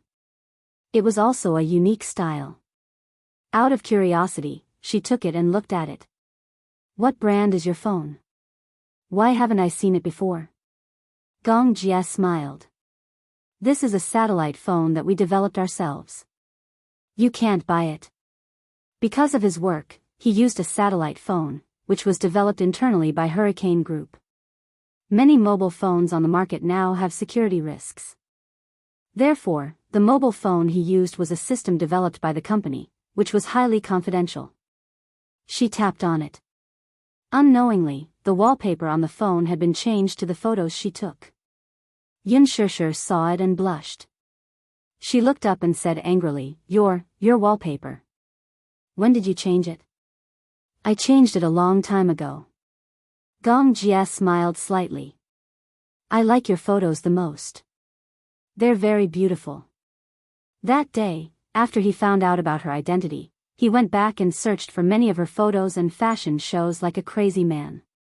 Chapter 14:19. Yun Shusher blushed. To be honest, she was quite embarrassed that her portrait was being used as wallpaper. It was quite embarrassing. "Hence," she said quietly, "change it." Gong Jia was slightly surprised and asked suspiciously, "Why do you want to change it?" "It feels so embarrassing." Yun Shusher covered her face, but she couldn't hide her blushing cheeks. Gong Jia was stunned for a moment, but he couldn't help but laugh. He raised his eyebrows in amusement and said, "Humph. It turns out that sister can feel embarrassed too." "Shao Jia." Yun Shusher pretended to be angry and pouted, but her eyes were smiling. "Change it. It feels so embarrassing." Gong Jia obviously didn't think much of it. He smiled and said, "What's there to be embarrassed about? Sister is so beautiful. I changed my phone wallpaper to yours because I want to see you every night before I go to bed. The first person I see when I wake up is also you." Yun Shusher's face turned even redder when he said that. She lowered her eyes and covered her face, but she looked extremely charming. Gong Jia looked at her. He didn't know why, but he felt a little jealous of Yu. This kid had kept him in the dark for so long. He had joined the Hurricane group more than a year ago, but he didn't expect that this kid, who was hailed as a genius of the century, was actually his little nephew. However, even though he felt that it was unfair, he thought about it again. He wasn't by her side, but Yun Shishir was silently protected by this kid. He felt satisfied again. Just like that, the two of them spent the whole afternoon at the dessert station. The two of them chatted casually, but most of the time, Yun Shishir was talking. Gong Jia sat opposite her, resting his chin on one hand and listening quietly. However, Yun Shishir had always avoided talking about what happened when she was 18. She also avoided talking about Yu's biological father. Since she didn't take the initiative to talk about it, Gong Jia didn't ask either. In fact, he had the means to investigate everything that had happened to Yun Shishir when she was 18 years old. He could even investigate everything that had happened to her in the past 24 years. But he wanted to hear her tell him. However, there was a trace of melancholy in his heart. There was an inexplicable sense of melancholy. The more Yun Shishir spoke, the more he realized that he had missed out on more than just those 15 years. So many things could happen in 15 years. She was bullied in the orphanage, adopted at the age of 9, admitted to a key junior high school at the age of 12, entered puberty at the age of 13, went to university at the age of 18, and even had a child. These were things that he could have witnessed. The more he listened, the more anxious he felt. Gong Jia couldn't help but lower his head, put a cigarette in his mouth, and lit it with familiarity. Following the flickering of the sparks, a wisp of smoke faintly drifted out. He was not a heavy smoker, but when he was upset, he would smoke a cigarette. Yun Shishir was stunned by his actions. She looked at him as he sat opposite her, leaning elegantly against the back of the chair. There was a cigarette between his fingers, and his thin lips were lightly sucking on it. Following that, a thin wisp of smoke came out from his lips and nose and dissipated into the air. She was stunned for a moment and instinctively snatched the cigarette from his hand when he took the third puff. Then, she fiercely put it out in the ashtray. Gong Jia's eyes flickered. "Sister, when did you learn to smoke?" Yun Shishir said sullenly, "You're not allowed to smoke." Gong Jia was slightly taken aback and chuckled. She was still treating him like a child. Chapter 14:20. In other words, he was no longer a child. Perhaps in her eyes, he was still the little devil who clung to her from 15 years ago. However, he was now an adult and had mastered the rules and games of adult society. "You can't smoke either." Yun Shishir paused for a moment and snorted coldly. "You're not allowed to smoke anymore, okay?" Gong Jia was stunned. Yun Shishir said angrily, "Be good and listen to me. I don't like Shao Jia smoking." Gong Jia smiled and rested his chin on his hand. "Okay." His deep gaze landed on her face. His usual arrogance had faded away, and he looked docile and docile. "I'll listen to you." If she didn't allow him to smoke, then he wouldn't smoke. If she didn't like the way he smoked, then he would never smoke again. He was willing to be her favorite Gong Jia in front of her. "That's a good boy." Yun Shishir was satisfied when she heard that. She reached out and pinched his cheeks. Gong Jia was even more infatuated with her smile. He liked the way she looked when she smiled. It was so gentle and charming. Her beautiful and refined face was like a fairy in a painting. Even if the world stopped at this moment, even if a century passed, he wouldn't get tired of her smile. It was raining heavily outside the window. Gong Jia sent her back to Shangti Walk. Before she left, he returned her purse that she had left in his car and kissed her cheek reluctantly. "Sis, can I still look for you often in the future?" he asked carefully, his gaze full of hope. Yun Shishir replied matter-of-factly, "Of course. It's just that sometimes I don't have time when I'm working." "Okay. By the way." Yun Shishir held an umbrella and stood in the rain. Her voice was gentle as she asked, "Shao Jia, what do you do now?" Gong Jia fell silent. Yun Shishir tilted her head, puzzled by his silence. After a moment of dead silence, he smiled warmly and replied, "Sis, I'm now running my own company." He gave an ambiguous answer, but concealed part of the truth.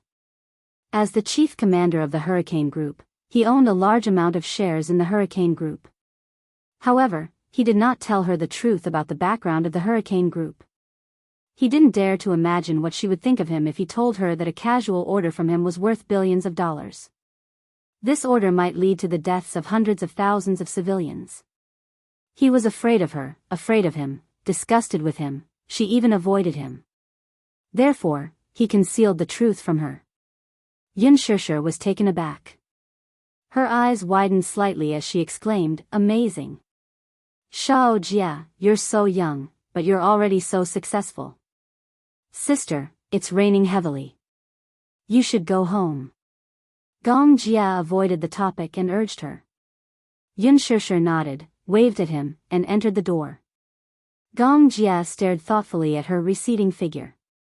All of a sudden, he rolled up the car window and turned his head to look at her. "Back to the office." "Yes, young Master Gong." Along the way, Gong Jia sat in the back seat with a slightly complicated expression. Why did she hide the identity of the child's biological father from him? In fact, he knew that Yu Yu was the blood of the Mu family. His biological father was Mu Yaja. When he first found out about the relationship between Yu Yu and Mu Yaja, he was a little surprised but didn't pay much attention to it. However, when he found out that Yu Yu was Yunshushu's son and his little nephew, what was the relationship between Mu Yaja and Yunshushu? Chapter 14:21. If they were a couple, why was the child already 7 years old? Why didn't they hold a wedding ceremony? Moreover, Mu Yaja and her were both unmarried. He had checked this before. He had investigated Mu Yaja's background. He was not married and did not have a wife. He only had a son. He had always protected his son well, so he did not find a photo of him. However, the information showed that the child was also 7 years old. It was hard not to associate him with Yu Yu. He remembered that Lisa had brought back a child who looked exactly like Yu Yu. This child was probably the child by Mu Yaja's side. Lisa had said that the child and Yu Yu were identical twins.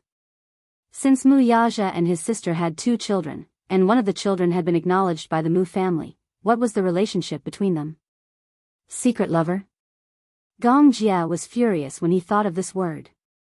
If she was really Mu Yaja's secret lover, he would not allow his sister to be with this man.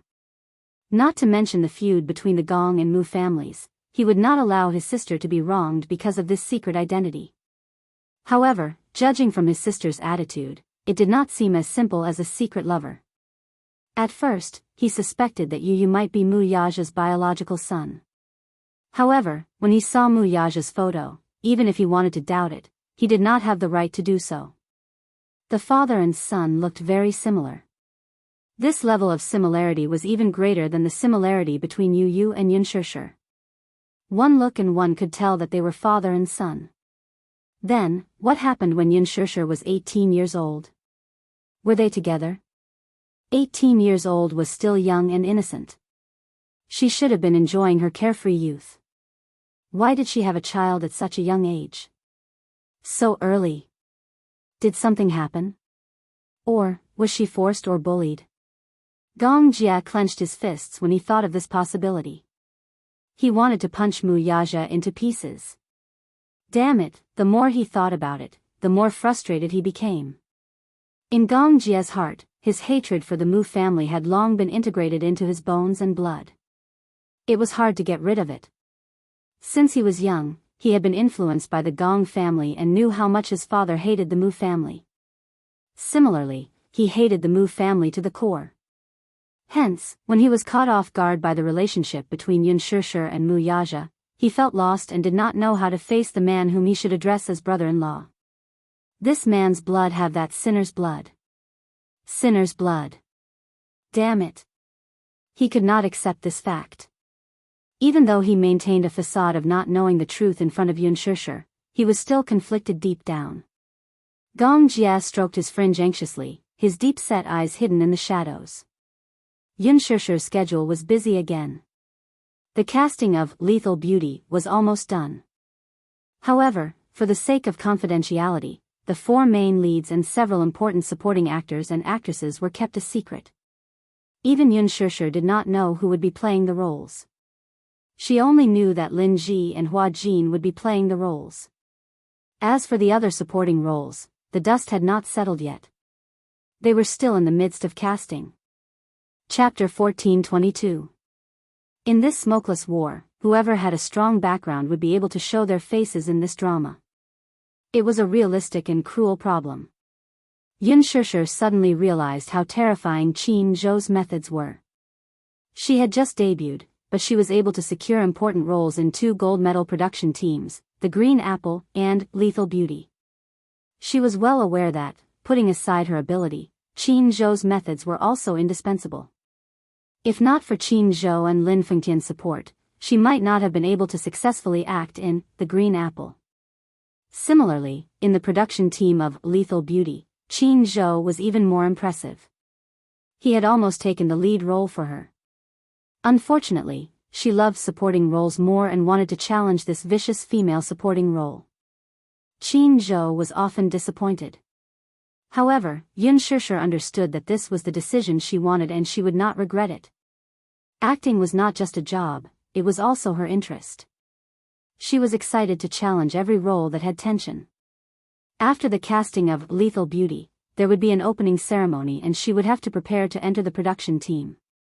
However, before that, she had to prepare for The Love Diary. This was one of the more important parts of her script.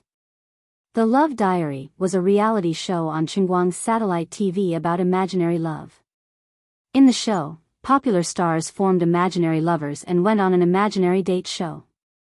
After the first episode of the show was aired, the first group of imaginary couples quickly became a popular first-tier reality show. Gu Xingze and Yun Shishir were the second set of imaginary lovers.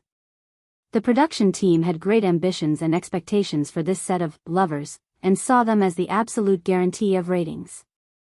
The script for the reality show had been sent to Yun Shishir's email 2 days ago. Qin Zhou told her to go back and study it seriously. He also sent people to train her to make a last-minute effort to cultivate her sense of variety. It was a reality show. It was not enough to just have good looks. They had to create topics, gimmicks, and laughs. Therefore, it was a test of an artiste's sense of artistry. The moment Yun Shishir received the script, she was in a bad mood. The thick stack of scripts made her scalp tingle. She flipped through a few pages. The production team had carefully divided the key points for her. They were very considerate. The Love Diary was divided into 4 units. The first unit was about the heartbeat of first love. In this unit, the 2 artists who were supposed to be a couple first met and started the process of getting to know each other. The script for this unit was especially thick. Of course, even though it was a reality show, the characters were set by the production team. In this reality show, Yun Shishir had to play the role of an innocent and kind schoolbelle. In short, there was only one word to describe her: silly, naive, and sweet. Silly and sweet, she was already the mother of 2 children, but the production team actually had such a bad taste to give her such a persona. Then, he took a look at Gu Xingze's character profile, the healer and warm-hearted man healer. Yun Shishir remained expressionless, thinking back to Gu Xingze's usual cold expression, this, just treat it as an idle drama. However, before the show started recording, something terrifying happened. Yun Shishir received a threatening letter. It was not that she had not received threatening letters before. In the past, when there were rumors about her and Gu Xingze on Weibo, she had received many threatening letters from Gu Xingze's fans. There were countless of them. Chapter 1423. Some were very uncreative, such as sending razor blades. Some purposely photoshopped her photo into a posthumous photo, clipped it with a chrysanthemum, and wantonly insulted her in the letter. Some even threatened to perish together with her if she did not leave Gu Xingze. She glanced at them and threw them all into the trash can. Initially, when she received the threatening letters, she was still a little afraid and felt her hair stand on end. However, with the endless number of threatening letters, she gradually became numb. Even when she received another threatening letter, she would throw it away without looking at it. However, this threatening letter was a little different. The threatening letter was first handed to her. She could not hold back her curiosity and opened it to take a look. However, just as she opened the letter, she was surprised to smell a strong scent of blood. She glanced at the letter and saw that it was written with blood. It was a letter written in blood. It was really a letter written in blood. The words on the letter were written in dried blood. Every stroke was written with a force that penetrated the back of the paper. Yin Shishir, you be asterisk tch. You're just a bitch in heat, be asterisk tch, if you continue to pester Xingza, you'll be hit by a car, struck by lightning, or torn apart by 5 horses. Son of a b asterisk tch, your whole family will be cremated. Xingza doesn't like you at all. He belongs to our galaxy and doesn't belong to you. Leave him immediately, or else you'll be disfigured by sulfuric acid. All kinds of insults were written on the letter. There were even threats to splash Yin Shishir with sulfuric acid to disfigure her. She was so frightened that her hand trembled and her face turned pale. The letter fluttered to the ground. Yin Shishir happened to pass by and saw the letter in her hand. She shuddered in fear and bent down to pick up the letter that had fallen to the ground. She could not stop her in time and had already scanned through the letter. The moment she saw the words whole family will be cremated, her face turned ashen. Her eyes were filled with anger. She was furious. She crumpled the letter into a ball and threw it into the trash can. Her chest heaved violently, unable to calm down. This is too much. How can this be? It's fine if you threaten me, but you even cursed my family? Yin Shishir was so angry that her whole body trembled. Her eyes were red and filled with tears. While she felt wronged, she also felt unusually angry. She carefully observed her expression and said with heartache, Shishir, don't take it to heart. These people are brainless fans and don't think before they speak. How can I not take it to heart? Yin Shishir retorted angrily, this person is too much. She even cursed my family to be cremated. She's too uncultured. She had purposely written her name as Corpse Cloud, and insulted her as a bitch in heat. Anyone who saw others cursing them like that would be infuriated. She hadn't reached the stage where she could remain calm even after being insulted like this. What was even more unbearable was that this person actually cursed her entire family to be cremated. She was very. As she was, a person's people as her, as. She was already used to people cursing her, but she couldn't stand it when people cursed her family. Chapter 1424. This is too much, it's really too much. Yin Shishir was so angry that her face turned red. She clenched her fists so tightly that her knuckles turned white. She quickly helped Yin Shishir to the sofa and sat her down, comforting her. Shishir, don't be angry. We're about to start recording the show. If you're so angry that your face wrinkles, it won't be easy for you to put on makeup. She deliberately teased her, but Yin Shishir remained unmoved. She sat stiffly on the sofa with her hands on her knees clenched tightly. Her face seemed to have been painted white and was abnormally pale. Seeing this, she sighed with heartache. She poured a cup of warm water and handed it to her.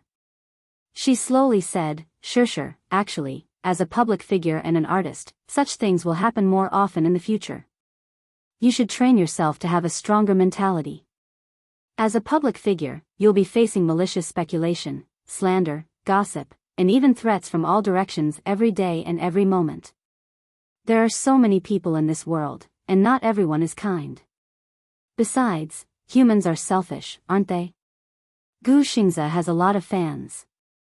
Just the registered fans on the official website alone have reached 100 million, breaking the Guinness Book of Records. Those that haven't been recorded have yet to be counted. With such a large base and such a large fan base, there will definitely be a few people with malicious intentions. She spoke step by step. Yin Shishir listened quietly, and her body gradually became less stiff. She continued. Sure, the reason why you're facing so many malicious speculations and slander is because you're outstanding. Sometimes, an outstanding person will emit a dazzling light that stings the eyes of others. So, you don't have to take this matter to heart. I'll get someone to investigate who sent this letter. No need. Yun Shishir suddenly forced a smile. There's no need. Just as Mushi said, there was really no need to pay attention to such malicious people. Could it be that after a person was bitten by a mad dog, he would still stupidly bite back? She regained her spirit and said lightly, "Ask Ding Ning to do my makeup." She smiled. Okay. After comforting Yun Shishir for a while, she hurriedly went out to find Ding Ning to do her makeup.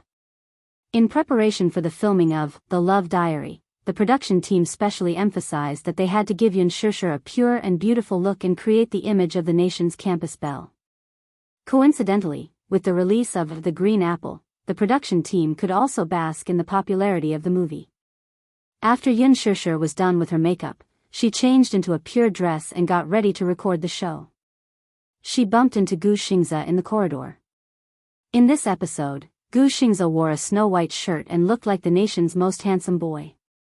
Yun Shishir couldn't help but smile when she thought of the character in the script, a warm and caring guy. His attire fit his character very well. Gu Xingze was slightly stunned when he saw her, but he quickly regained his composure. "Have you memorized the script?" he asked in a low voice, his gaze gentle. Yun Shishir nodded and then said with a depressed look, "I thought that reality shows are all about me acting as myself. I didn't expect that I have to follow the script. Every line is pre-written." "If possible, you can also improvise," Gu Xingze said. Chapter 1425. I rarely take part in reality shows. Even if I do, I don't want to memorize the script. Gu Xingze paused and added, "It's very boring." "Then, you don't want to follow the script?" Gu Xingze laughed and said, "I just need to take a look at it. Just one look and I can roughly guess the direction of the script. As for the rest, I just have to improvise on the spot." Yun Shishir was taken aback. She sighed inwardly. He was indeed a natural-born best actor. Just one look at the script and he could improvise on the spot according to his character. "Get ready for the filming," Gu Xingze said. He then went into the dressing room to do his hair. Yun Shishir walked to the filming location. At this moment, the set was being set up. The first segment, First Love's Heartbeat. The filming location was a tastefully decorated cafe. In this segment, according to the script, she and Gu Xingze would meet for the first time. They would get to know each other and interact with each other. For example, they would cook desserts, cakes, and coffee together to create a loving afternoon tea. This was a very romantic segment. Yun Shishir felt a little indignant when she saw this scene. When would Muyaja be able to create romantic surprises for her? Apart from that one time at Hushin Island, when he created a romantic date for her, there seemed to be nothing else. He was really a man who did not understand romance. Men. Yun Shishir sighed inwardly. In fact, she really hoped that she could take part in this segment with Muyaja. And not with Gu Xingze. She did not have any feelings for Gu Xingze at all. It was really difficult for her to take part in such a reality show with him and act as if they were in love. Did Muyaja know that she was taking part in this reality show with Gu Xingze? If the program was broadcasted and he saw it, this man would definitely be extremely jealous. Yun Shishir snorted coldly in her heart. She really wanted the program to be broadcast as soon as possible so that he could see what a textbook example of a warm and caring man was like. Be jealous, be jealous. She could not wait for him to be jealous. What an emotionless ice block. Unknowingly, half an hour had passed. After the set was completed, the director announced the official start of the filming. The Love Diary, Scene 1, First Love, Heartbeat, Action. According to the script, the two of them would meet at a cafe for the first time. According to the script of the show, both of them had prepared small gifts for each other. Gu Xingze had prepared a limited edition crystal necklace for her and he personally put it around her neck. Yun Shishir, on the other hand, followed the script and prepared a box of failed cakes. The reason why it was called a failure was because the cake was not made well and was a little burnt. This small prop was prepared by the production team. According to the script, Yun Shishir wanted to prepare a handmade cake for him for their first meeting. Unfortunately, it was her first time making it, so she had no experience. Not only did she burn her hand, but the cake also failed to cook. She shyly took the cake and said to Gu Xingze with a look of regret, "Because it's my first time making a cake, so, it seems like it failed." The camera fell on her hand. She even had a band-aid on her finger. Gu Xingze opened the gift box. What appeared on camera was a cake that could not have been any worse. Chapter 1426. The cameraman zoomed in on Yun Shishir's guilty and shy face again and gave a close-up. Gu Xingze, on the other hand, reached out and gently dipped his fair, jade-like fingertips into the cake. He put it in his mouth and tasted it. His lips curled into a gentle smile as his starry eyes fell on her bashful face. "Thank you. The cake is delicious. I like it very much." As soon as he said that, Yun Shishir was surprised and in disbelief. "It's obvious that I failed," she mumbled in a daze. Gu Xingze, however, did not take it to heart. He picked up a small piece of cake and took a bite. His face was full of contentment and tenderness. "It's very sweet." Yun Shishir immediately said embarrassedly, "Are you comforting me?" "No. It must be very bad. Some parts of it are burnt. If you think it's bad, don't force yourself. I'll feel guilty." Gu Xingze looked up and looked at her affectionately. "As long as it's made by you, I like it very much." Yun Shishir was stunned. Gu Xingze said seriously, "I'll finish it all." The recording process progressed step by step. After a short conversation, the two of them went backstage and started to make the desserts and coffee. The process was, of course, to create an ambiguous and romantic scene. In one scene, Yun Shishir was standing at the kitchen counter and stirring the egg yolk seriously. Gu Xingze suddenly hugged her from behind and held her hand as they stirred. This scene was very romantic. If post-production was added, it would be as beautiful as an exquisite music video. Gu Xingze half-hugged Yun Shishir and held her hand seriously as they stirred the egg yolks together. Yun Shishir, on the other hand, lowered her face shyly. Her cheeks were pink and she was blushing. She was obviously shy. After making the desserts, it was time to enjoy them. The desserts made by Yun Shishir and Gu Xingze were naturally inedible. For the sake of the show's effect, the desserts were made to taste terrible. The production crew served the desserts that they had prepared beforehand and presented them to the two of them before they continued filming. In this scene, the two of them were feeding each other. Gu Xingze scooped up a spoonful of dessert and brought it to Yun Shishir's mouth. Yun Shishir cursed silently as she acted. She didn't know how many threatening letters she would receive after the post-production of the reality show was completed. Gu Xingze's fans must send her razor blades. Thinking of this, she couldn't help but feel her hair stand on end. During the recording process, Gu Xingze was in his best state. Every look and expression in his eyes were perfect, portraying the image of a warm and caring man. On the other hand, Yun Shishir played the role of a pure and innocent school belle very well. The two of them were like lovers who had fallen in love at first sight and had just confirmed their relationship. Every moment that they spent together, it was as if pink bubbles were emitting from them. It was very much like first love. However, Gu Xingze's acting was so realistic and on point that even Yun Shishir, who was sitting in front of him, couldn't tell if it was real or not. Was he acting or was he revealing his true feelings? Especially when he looked at her affectionately, the hidden tenderness in the depths of his deep eyes seemed to be on the verge of bursting out. Chapter 1427. Yun Shishir could not help but be startled. For a moment, her heart was beating like thunder because of his affectionate gaze. Gu Xingze suddenly looked up and asked with a gentle smile, "Do you like music?" Yun Shishir nodded, "I like it very much." "Then let me sing a song for you, okay?" Gu Xingze asked. Yun Shishir's face was filled with surprise. "Eh? Can I?" And I specially prepared a song for you. It's a song by Lin Tian Wang. I want to sing it for you. Yun Shishir clapped her hands and said with a pink face, all right. The setting was a coffee shop. In the coffee shop, there was a very romantic music stage. On the stage was a tripod piano. Gu Xingzi slowly sat down in front of the piano. For some reason, when he sat in front of the tripod piano, his gentle and elegant side profile instantly sparkled like stars, and his elegant temperament was about to come out. No wonder it was said that Gu Xingzi was born to be the movie king, and he was also the prince of love songs who was endowed with a soul by the heavens. He lowered his head slightly, and his gentle and delicate side profile fell into her eyes, causing ripples of tenderness to appear.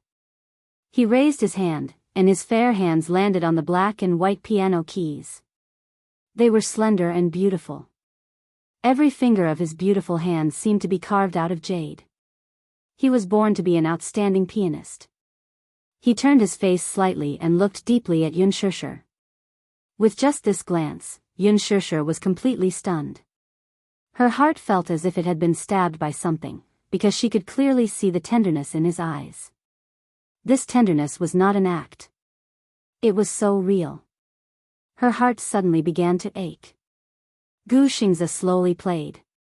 Along with the tinkling sound of the piano, a gentle and extremely magnetic voice flowed out like flowing water. Love yourself well, and someone will love you. This is an optimistic statement. The look of happiness makes me feel so. Really can't find an adjective. The silence is hiding the overflowing passion. Only the particle is left. There is a kind of steadiness when you call my name. He played and sang affectionately. Every word seemed to be engraved into his soul. When people heard it, their scalps immediately went numb and goosebumps appeared all over their bodies. His voice was so gentle and pleasant. When he sang to the emotional part, he gently lowered his eyes, frowned slightly, and his thin lips slowly opened and closed. Coupled with the sad and affectionate sound of the piano, it actually made people have the urge to cry. The position of the fallen leaves compose a poem. Time is passing, our story. This is the first time. Let me see that love can be generous and selfish. You are my keyword. I am not sure love is the best way. Is a verb or noun. I want to tell you the most asterisk, but I forget the words. Gathering and parting always, sometimes for crying and laughing, sometimes. I am not afraid of the subtext. Gu Xingzi's mellow voice, tinged with a hint of laziness, was transmitted through the condenser microphone. There was no need for post-processing, it was already very textured. Someone once commented that Gu Xingzi's voice had a magical power. Just hearing it once was enough to mesmerize and make one's heart go numb. This song was an extremely sad love song. It was the song that Lin Tianwang performed at the Golden Melody Awards. It was sung by Gu Xingzi, but it had a unique style. The audience quieted down. Even the director team was deeply immersed in this song. It was so good. This was also why Gu Xingzi was the well-deserved king of singers at the Golden Melody Awards, and no one dared to object. His voice was too perfect. Chapter 14:28. This song was not part of the script at all. It was Gu Xingzi's arrangement. Even the director did not expect him to prepare a song for Yun Shishir. However, the recording would definitely turn out well. Yun Shishir listened quietly and could not help but fall into a trance. Looking at the superstar's gentle side profile, a thought flashed through her mind. Fragmented scenes flashed past her eyes like a merry-go-round. She suddenly recalled Gu Xingzi standing in front of her and holding her shoulders uncontrollably. He carefully probed, "Can't I? Must it be him? Can't I? What Muyaja can do, I can do too. I can also give you everything he can give you. What he can't give you, what he can't promise you, I can also give you. So, can't I?" In his eyes, she was so fragile as if she was a bubble that would burst at the slightest touch. "Yun Shishir, I really like you. You don't have to deliberately avoid me. If you like me, you like me.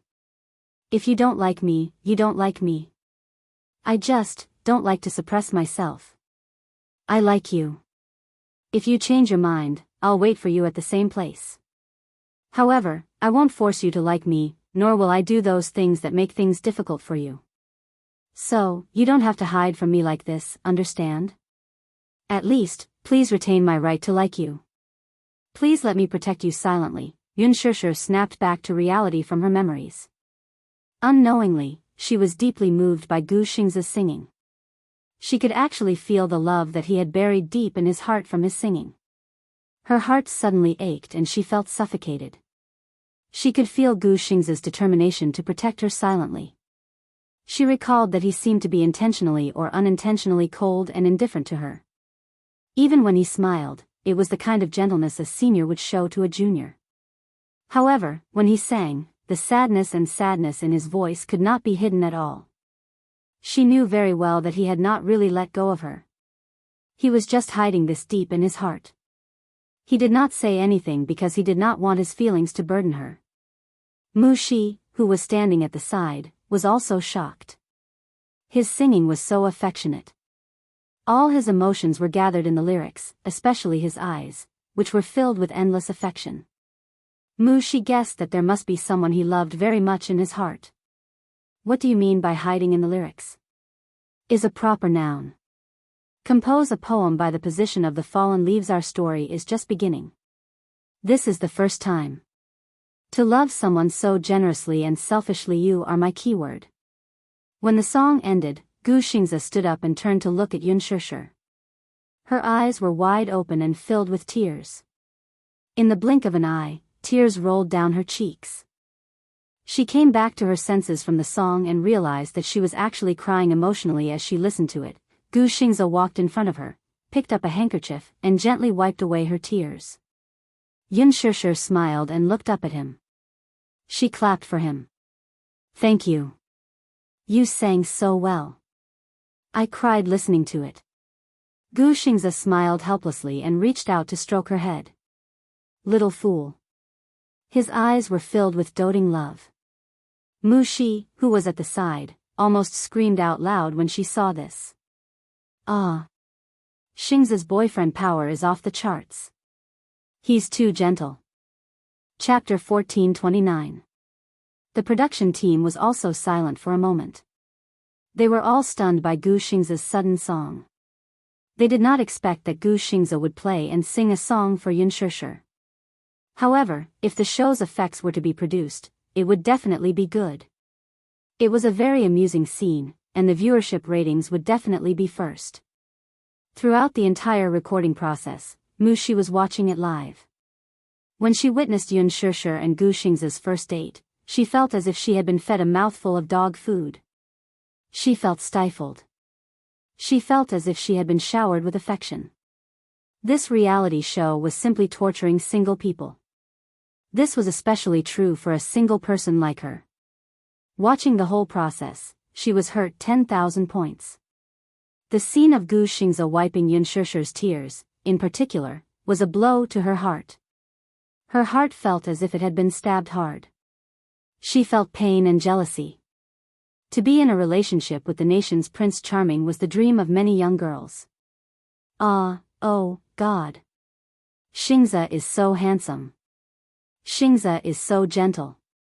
His side profile when he plays the piano is so handsome. Just one look from him is enough to kill me. Mu Shi held her face and wanted to scream uncontrollably. She was so envious of Yun Shishir. Even if this was just a reality show, to put it bluntly, it was just a show. However, even if she knew that this was fake, Mu Shi was still infatuated with Gu Xingze's tenderness. Especially when he looked at Yun Shishir, his gaze was so gentle that it could drown her. Mu Shi's heart melted as she watched. She bit the corner of her shirt aggrievedly and suddenly envied Yun Shishir. The recording of the first episode of The Love Diary ended smoothly. After it ended, there were 2 more segments left, and that was Love Whispers. The 2 artistes entered a small dark room respectively to watch the edited scenes of the show. While they were being interviewed, they would also express their experiences and feelings about their first date. Yun Shishir watched the edited scenes and expressed her feelings. Senior Xingze is really a very gentle person. He has also taken great care of me. I remember the first time I met Senior Xingze, it was on set. He took care of me no matter how big or small the matter was. He was also very gentlemanly. In my heart, he's a heavenly king, the nation's Prince Charming. Sometimes, working with him can be quite stressful. However, he always told me not to feel pressured.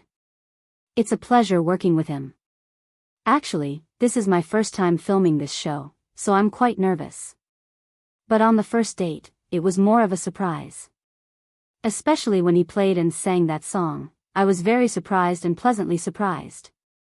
I really didn't expect that he would specially prepare this song for me. I'm surprised and touched at the same time. At the end of the recording, she made a heart sign to the camera. Brother Xingze, I love you. These lines were all memorized according to the script. The production team had divided the key points, and she memorized this part very carefully. Thus, the recording ended smoothly. Just as she walked out of the recording studio, Mushi pounced on her tearfully and bitterly said, Sure. I'm really envious of you. Yun Sure broke out in cold sweat. What's wrong? Chapter 1430. Yun Sure glanced at her coldly. I'm going home. Mushi then said, Wait, you have a mission tonight. What? It turned out that her manager had arranged a last-minute schedule for her. She was to enter the recording studio tonight to complete a difficult task. The post-production of The Green Apple had entered its final stage, and that was the post-production dubbing. Generally speaking, for a teen movie like The Green Apple, the dubbing was usually done by professional dubbing actors due to the artist's accents and lines, as well as the character's plot settings and other considerations. Many artists' lines were not up to standard, and some had different accents, such as Beijing or Jiangnan, which made their lines appear abrupt. Lin Fengtian, however, felt that Yun Sure and Gu Xingze had a good foundation in their lines. Yun Sure's voice, in particular, was fluent in Mandarin and had a good foundation in her lines. She had no problems with her lines, too. Her voice was gentle, pleasant, and as clear as spring water. More importantly, her voice was very close to the original character's setting. Hence, Lin Fengtian solemnly decided to give up on dubbing actors and let Yun Sure complete the post-production dubbing with her original voice. The Green Apple was 2 hours long, and Yin Shechuan had more than 300 lines. It was quite a huge project. Lin Fengtian specially found a dubbing teacher and threw Yun Sure into the recording studio. She would spend the next 3 days on this. According to his estimation, it would take about 3 days to complete all the dubbing. Yun Sure specially applied for leave from home, stated the reason, and guiltily apologized to Yu Yu and Xiao Yichen. When Yu Yu learned that Yun Sure had to work and could not return home for 3 days, he felt depressed and heartbroken at the same time. These few days, ever since his mother resumed work, her schedule had been packed. The movie was about to enter its promotional period, so she would probably have to fly all over the country. Apparently, his mother had recently accepted a film contract and would be joining the production team soon. Mu Yazhou was busy wrapping up the acquisition of the Meng Group, so he always came home late. Hence, Yu Yu and Xiao Yichen could only pitifully rely on each other. In the end, the work that was supposed to be completed in 3 days was delayed to a week. It was not because of anything else but because Yun Sure was not a dubbing actress. When she acted, she had a good foundation in her lines because of her emotions. However, after filming ended for so long, she did not adjust her emotional state during the acting process. In addition, Lin Fengtian's harsh work attitude, and his nitpicking. Poor Yun Sure, who had just been ravaged by Lin Fengtian, had yet to regain her composure when she was dragged by her manager to board a private plane to Italy for the Milan Fashion Week. On the plane, Yun Sure still had not figured out the itinerary of their flight to Italy. I'm taking you to watch a show. Qin Zhou explained. Watch a show? Yun Sure widened her eyes in shock. Boss Qin, I haven't slept for 3 days. As she spoke, she pitifully pointed at the dark circles under her eyes and said in an aggrieved tone, Did you see my dark circles? Do you see them? I haven't slept for a day and a night.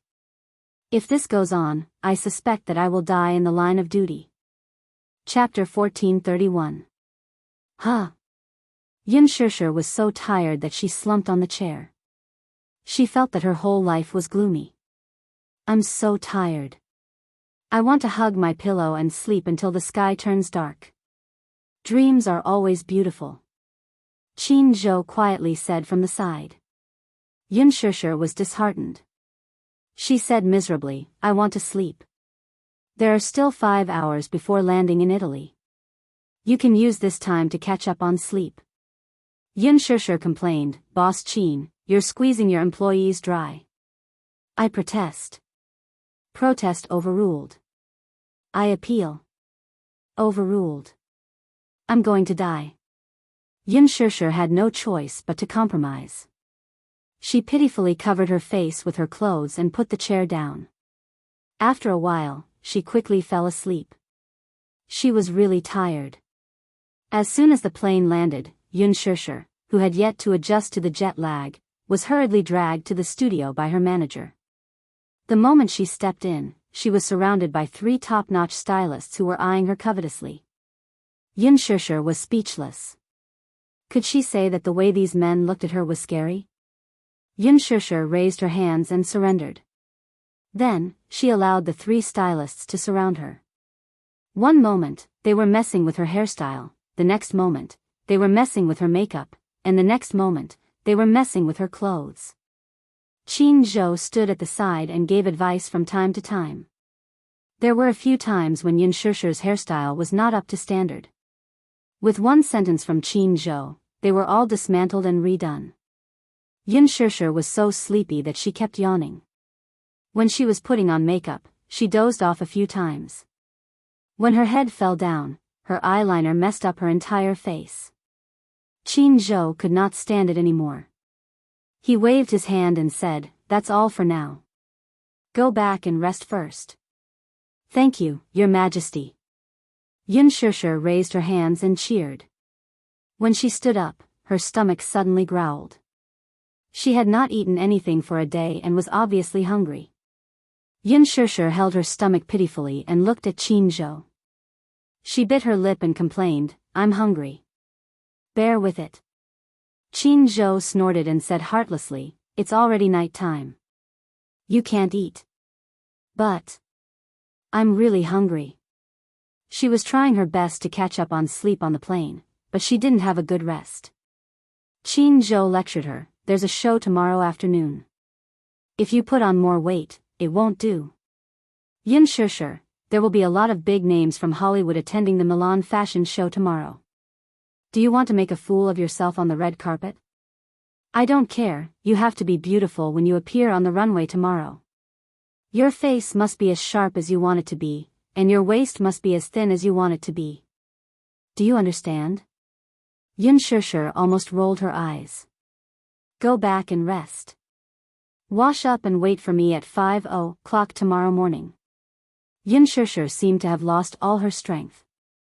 It was already 10:00 at night. Oh God, as soon as she entered the hotel, she threw herself on the bed and made use of the time to catch up on sleep. When Qin Zhou appeared at the door of Yun Shishir's room at 5:00 in the morning the next day, he opened the door and saw Yun Shishir's resentful face. He looked at her eyes. They were bloodshot and there were faint dark circles under her eyes. She sounded as if she was about to cry. I didn't sleep well last night, Qin Zhou raised his eyebrows. Yun Shishir said, I can't get used to the bed. Qin Zhou held his forehead helplessly. I give up. Your schedule will only get more and more packed in the future. You have to get used to it as soon as possible. Yun Shishir's voice became weaker. I know. Chapter 1432. The hair styling process was long and boring. Hence, Yun Shishir played with her phone while she permed her hair. However, when she opened Weibo, she suddenly realized that there were tens of thousands of new fans and countless comments. She was stunned. What was going on? Qin Zhou saw the suspicion on her face and kindly reminded her, the show was broadcast yesterday. It turned out that the first episode of The Love Diary was broadcast on Xinguang TV on the day she boarded the plane. The publicity for the show was overwhelming and it caused a sensation. Many die-hard fans of Gu Xingze were attracted to the show. On Weibo, the number of topics and discussions about the lucky couple rose to the top. Many fans of the original novel of The Green Apple even came to support them. Under the anticipation of the audience, the show was broadcast and it won the #1 spot among the primetime variety shows. There was no doubt about Gu Xing's influence and appeal. No matter how one looked at it, there was no doubt about Gu Xing's popularity. Once the show was broadcast, there was a heated discussion about the show online. For a reality show like The Love Diary, post-production was very important. Coupled with the character designs in the script, Yun Shishir and Gu Xing's characters were very likable. One was a pure campus belle while the other was a warm and caring guy. Coupled with the gimmick of first date, many people fell in love with Gu Xing's performance. It was Gu Xing's first time participating in such a romantic reality show. As a fan of Gu Xing's, it was a huge attraction. Through the show, many viewers saw how romantic and affectionate their idol was when he was a boyfriend. They were even more fanatical. Unsurprisingly, half of the comments on Yun Shishir's Weibo were from Gu Xing's die-hard fans. All kinds of unpleasant words were endless. There were even many marketing accounts that publicly humiliated Yun Shishir and accused her of using Gu Xing's popularity to hurt Gu Xing's fans. Yun Shishir did not read much of it. Qin Zhou specifically reminded her not to read the comments online for the time being to avoid getting hurt. She listened obediently and did not look at Weibo. However, Qin Zhou had his own reasons for giving such an order. It was not because of anything else, but because the fans who insulted Yun Shishir were all paid by Qin Zhou. This was also one of his methods. After the show was broadcasted, he immediately hired tens of thousands of ghostwriters to surround Yun Shishir's Weibo and attack her without thinking. They also clamored for #Yun Shishir to get out of the entertainment industry #. This was taking advantage of the public's sympathy for the weak mentality. If he did not do that, firstly, Yun Shishir's Weibo would definitely be attacked by Gu Xing's fans after the show was aired. Secondly, it would be difficult for his team to control the situation. Therefore, he took the lead and sent out the internet water army to attack Yun Shishir with all kinds of vicious words. All kinds of attacks were unsightly and extremely vicious. As a result, many passers-by could not bear to continue watching. Thus, some kind-hearted netizens began to emerge. Are some of Gu Xing's die-hard fans crazy? What right do they have to clamor for Yun Shishir to get out of the entertainment industry? What right do you have? Yun Shishir is so pitiful. Just because the program team arranged for her to participate in the reality show with Gu Xing's, she was attacked like this. How pitiful. Chapter 1433. She's just an imaginary couple with Gu Xing's. Does she have to suffer so many rumors for no reason? Shishir, you can do it. Don't bother about those unreasonable fans. I'm your fan and I really like The Green Apple. When the movie is released, I'll definitely support it. In an instant, the #Shishir, you can do it # became the top trending topic on Weibo. Many Yun Shishir's fans also started to fight back. Yun Shishir's fans deliberately took screenshots of Yun Shishir's beautiful moments from the show. Her good looks attracted many passers-by. Oh my God! Who is this woman? She's so beautiful. She reminds me of my first love. She has the temperament of a campus belle. I think she and Gu Xing's are quite compatible. I don't remember her name, but I know her. She's the newbie who acted in The Green Apple with Gu Xing's. She's so beautiful. Her nose is so beautiful and her eyes are so beautiful. It's as if there are many stars hidden in them. She's so beautiful. She's like an otherworldly fairy. Could it be that she's had plastic surgery? Many popular actresses nowadays are not original. Could it be that she's also had plastic surgery? The funny thing was, when some people questioned Yun Shishir's plastic surgery, many netizens who used to be plastic surgeons came forward to analyze it. I've carefully studied Yun Shishir's facial features. They're perfect. She has the perfect proportions of an Asian beauty. Her temperament is also very ethereal. The corners of her eyes are natural and the curve of her nose is also very natural. She doesn't look like she's had plastic surgery. I'm a plastic surgeon. I've studied her facial features. They're all natural. She hasn't gone under the knife. Facial features that have gone under the knife are very obvious. Many netizens started to look forward to the second episode of the show. I'm really looking forward to the second episode. But The Love Diary only has 2 episodes a month. We have to wait for another half a month for the second episode. I'm so envious of Shirshir. Although I know that The Love Diary is just a reality show, I still think that she and Xingza are really compatible when they stand together. Mu Group. After Mu Yaja finished dealing with his work, he suddenly received an email. Inside the email was a link to a video website. The sender was Minyu. Boss, Madam is recording a new episode. Mu Yaja clicked on it. It was a program titled The Love Diary. Love Diary? Looking at the introduction of the show, it seemed to be a reality show about imaginary love. He frowned slightly. Ji Lin would report Yun Shirshir's schedule to him every week. Among them, he mentioned that Yun Shirshir had recently accepted a reality show. He only knew that it was a reality show, but he didn't know that it was a hypothetical love show. Mu Yaja scanned through the list and saw Gu Xingza's name on it. His good-looking eyebrows furrowed even deeper at this sight. Gu Xingza. Why was it him? Out of curiosity, he picked up the mouse and clicked play. The video was 50 minutes long, but he was actually very patient. He finished watching it without fast-forwarding for even a minute. However, the more he watched, the gloomier his expression became. He felt inexplicably unhappy. Especially when he saw Yun Shirshir crying after Gu Xingza played a song in the cafe. His frown deepened. Why was she crying? Why was she crying? Was this a script? Chapter 1434. Mu Yaja furrowed his brows deeply, and his eyes were filled with anger. The reality show's post-production team had been specially hired to handle the entire production, so the show's effect was romantic and interesting. The scene of the two people's first date was especially romantic. Gu Xingza prepared a beautiful necklace for Yun Shirshir, and even put it on her personally.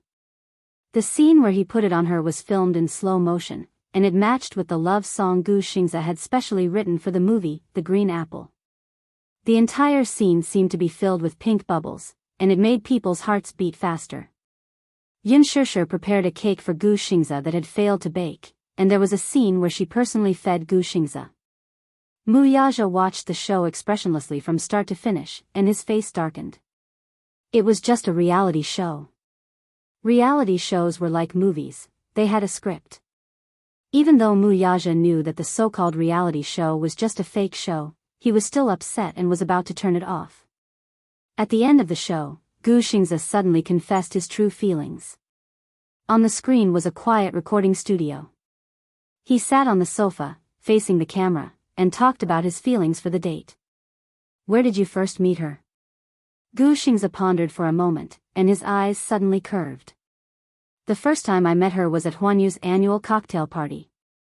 She was wearing a gorgeous gown, and her makeup wasn't very thick, but she was very beautiful. Her beauty was probably something that could not be described with superficial words. She had a very special aura that attracted me immediately. He spoke very slowly, and his eyes were looking at the camera with a slight smile. When he mentioned Yun Shirshir, the affection in his eyes could be clearly felt even through the screen. This man loved her deeply from the bottom of his heart. At the cocktail party, I invited her to dance with me. She had never learned ballroom dancing before, and she felt very clumsy. There were a few times when she stepped on my leather shoes. She was clumsy, but it felt. His voice suddenly stopped, and his eyes were filled with emotions, as if he was immersed in the memory of that day at the cocktail party. She felt very cute.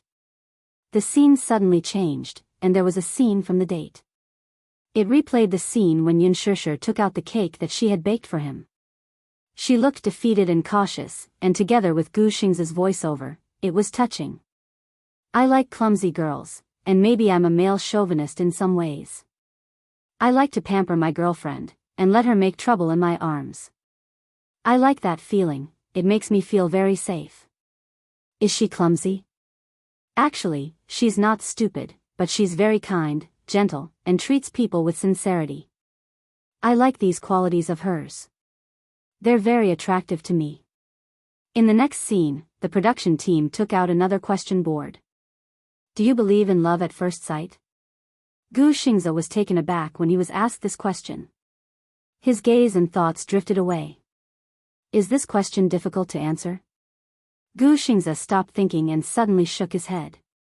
Then your answer is love at first sight. He narrowed his eyes and suddenly looked at the camera with a serious expression. Before I met her, I probably didn't. Chapter 1435. On his handsome face, the sullen expression was already overflowing with words. On the screen, a line of pink words appeared. Is TA your ideal type? When Gu Xingze received the question board, he was a little stunned. He suddenly asked, ideal type? Yes. Generally speaking, you should have fantasies about your ideal lover. Gu Xingze pursed his lips and answered directly, I don't have an ideal type. Ah. The production crew was a little surprised and laughed. How can you not have an ideal type? Generally, men would have certain fantasies about their future lovers when they met and fell in love with each other. For example, long hair, figure, appearance, temperament. Gu Xingze also laughed. His thin lips curled up slightly, revealing a slight smile. After a moment of silence, his expression suddenly sank slightly. He said slowly, because of some reasons, I thought that I would probably never fall in love with anyone in my life. Gu Xingze revealed his true feelings for the first time and brought up his background. When I was young, my parents broke up. I was exiled abroad and grew up alone, so I didn't experience the feeling of family. I don't know what love is like. I only know that my mother's relationship was a failure. She was abandoned, and then. He did not continue, but there was a faint melancholy in his eyes. This was the first time Gu Xingze had shown this side of him in front of the camera. In the past, he had always been aloof and extraordinary, giving people the impression that he was a very sunny idol. However, in front of the camera, for the first time in his life, he looked a little depressed in front of the camera. Actually, I don't believe in love at all. I feel that love is a kind of illusory thing that can't be touched or seen. At the same time, it only imperceptibly gives people a heavy burden and makes it difficult for them to move forward. After being in the entertainment industry for so many years, there hasn't been a woman who has made me feel like starting a family. The production crew said with heartache, this is the first time Xingze has mentioned this in front of the camera. Because I didn't have a family when I was young, my concept of family is very weak. Gu Xingze smiled. She gives me a feeling. How do you feel? He described it seriously, it's like a fated encounter, a fated lover. Fated lovers? A line of words appeared on the screen. He continued, if we have to talk about the ideal type, then it would be Shishir, right? Oh. Is Shishir your ideal type? Gu Xingze smiled deeply. I like her no matter who she is. You like her beauty? Gu Xingze shook his head. To be honest, I've seen many women more beautiful than her. The production team asked, then what do you like about her? Gu Xingze thought hard for a while, then suddenly said, it's an indescribable feeling. The production team, indescribable? That's right. Nothing can be explained clearly. The production team was a little surprised. What do you mean? Gu Xingze said affectionately, once you like someone, no matter what she looks like, no matter if she dresses up nicely or doesn't care about trifles, no matter if she's tall or short, fat or thin, rich or poor, you will like her. No one can replace her. Do you like the gift from TA? That cake? Gu Xingze raised his eyebrows and suddenly smiled. There was a slight disdain in his eyes. Chapter 1436. But you looked so happy when you were eating the cake. You looked like you liked it a lot. Gu Xingze said seriously, yes, I liked it a lot. The production crew. Because she was the one who made it. Gu Xingze explained, even if I got food poisoning from eating it, I would still eat it. It was her kind intentions. I liked it a lot. As he said that, his face turned slightly red. In the slow-motion camera, Gu Xing's smile was gentle and affectionate. What do you want to say to your idol? Gu Xing's suddenly pursed his lips shyly and avoided the camera. The shyness on his face was rare and had never been seen in front of the camera. In the past, Gu Xing's was always cold and indifferent in front of the camera. Even in front of his fans, he had never shown such an adorable smile. Like a shy boy, he smiled with his eyes squinted and was extremely gentle. Don't be shy. Gu Xing's said, since it's from the bottom of my heart, I should say it to her secretly. I can't say it to you guys. The crew started to coax him, you can say it here. She can see it too. Really? Yes. Gu Xing's turned and looked at the camera as if he was looking at her. Suddenly, he said solemnly, please be my girlfriend. Then, there was a long silence. The crew was stunned. That's it? Gu Xing's face turned even redder. The crew tried to persuade him again. Do you have anything you want to confess to her? Gu Xing's mustered up his courage again and looked at the camera. His eyes were deep, but his smile faded and he looked a little solemn. Sure, I like you. I really like you. I don't know if you will like me like this. But I will try my best to give you happiness. Please date me. If possible, we can start a family together and then, bear a child for me. I will be a responsible husband and father. Gu Xing's paused for a moment and said seriously, I really like you. After saying that, he smiled gently in slow motion. The scene was so beautiful that one could not help but be moved to tears. Pa Muyaja slammed his notebook shut, his face extremely gloomy. He made a call and instructed Minyu to report Yun Shishir's recent schedule to him. Not long after, Minyu sent Yun Shishir's schedule for this month to her. 1 month, 30 days.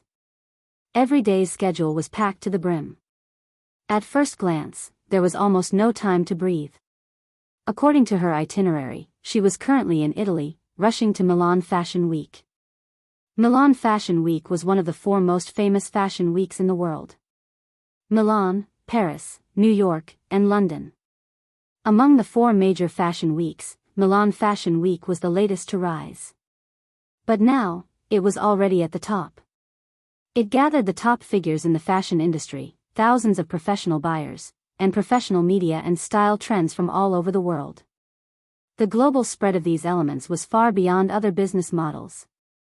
As one of the top 4 fashion weeks in the world, Milan Fashion Week in Italy was considered the barometer of fashion design and consumption in the world.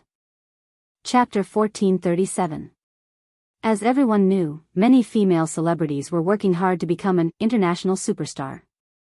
Compared to the red carpet at the Oslo, Berlin, Venice, and Cannes Film Festival, the fashion show was more approachable and had a lower threshold. The International Fashion Week, which happened twice a year, was not only a major event in the global luxury industry, but also an important opportunity for many female celebrities to grab the headlines. Every mid-autumn festival season, many female celebrities would rush to the fashion shows without prior agreement. Watching a fashion show was a very high-class thing. Although the threshold was low, it wasn't easy to get an invitation letter. It should be noted that when a luxury brand held a fashion show during Fashion Week, the range of invitations they could send out was strictly limited. In fact, 40% of the invitations were for the world's top fashion media. 30% was for famous fashion buyers. 10% was for celebrities and guests. 10% was for top VIP customers. The last 10% was reserved for random allocation. As a VIP, Muyaja also received an invitation to the Milan show, but he threw it aside. He wasn't interested in fashion shows, so he didn't plan to go. Celebrities who received a direct invitation from a brand were of course the highest status. The right to watch the show in the VIP section was a top-notch standard. Ordinary female celebrities couldn't get this position. In addition, people in this position not only had the priority to choose clothes to wear in the show, but they could also be personally received by the brand's designer to pave the way for future cooperation. Celebrities who didn't have a direct connection with the brand could choose to connect with 40% of the media. As the domestic media increased their coverage of the fashion week, watching a show with a celebrity became the focus of various reports. Some media even hired celebrities as special fashion observers, which became a win-win cooperation model. On one hand, the media used the gimmick of famous celebrities to enrich their coverage. On the other hand, celebrities could also use the media to increase their exposure. Some celebrities who didn't have any works, but had good looks and temperament, became the media's partners. Of course, some low-ranking female celebrities didn't even have such conditions. They didn't even have the qualifications to attend the fashion show. But in order to gain space and ride the popularity of the fashion show, they would fight at their own expense. They would take the initiative to pay the media's travel expenses, bribe the brand's public relations with high prices, and get in through the back door. Even if they didn't have a seat, standing was enough to write a few rounds of publicity. What outshines the crowd? What heaven-shattering beauty? What stunning appearance at the end of the show? What was the truth? Many female celebrities who failed to get an invitation to the fashion show shamelessly went to the red carpet, but they were still rejected by the ruthless fashion show. Even so, they still had to pretend to be elegant and stand outside the entrance of the fashion show to take a few glamorous photos. Later, they would use the publicity to hype themselves up, which was also a good way to get publicity. Yun Shishir's participation in the fashion show this time was all because her manager had helped her secure a collaboration with a major brand not long ago. Chapter 1438. Mu Yaja rubbed his chin thoughtfully. Suddenly, his gaze fell on the invitation letter that he had thrown aside. After receiving the invitation letter for the Milan fashion show, he threw it aside. He picked it up again and looked at it carefully. Then, he dialed Min Yu's private number. "Book me a direct flight to Milan." "Huh? Boss, there's a final meeting tomorrow. Reschedule it." Mu Yaja said calmly, "Book the ticket now." "Okay." Min Yu didn't dare to disobey his orders. He immediately rushed to book the ticket. Milan. In the stylist's studio, Yun Shishir's styling was done. A few stylists surrounded her and took turns to examine her. Then, they pushed her in front of Qin Zhou. Qin Zhou crossed his arms and looked her up and down a few times. His gaze fell on her face and he stared at her carefully for a long time. Yun Shishir raised her eyebrows. "Is there a problem?" "Lip color." Qin Zhou tapped his lips and commented, "It's too light." "Do you need to touch up your lip color?" "Of course. If the lip color is too light, it won't look good on camera.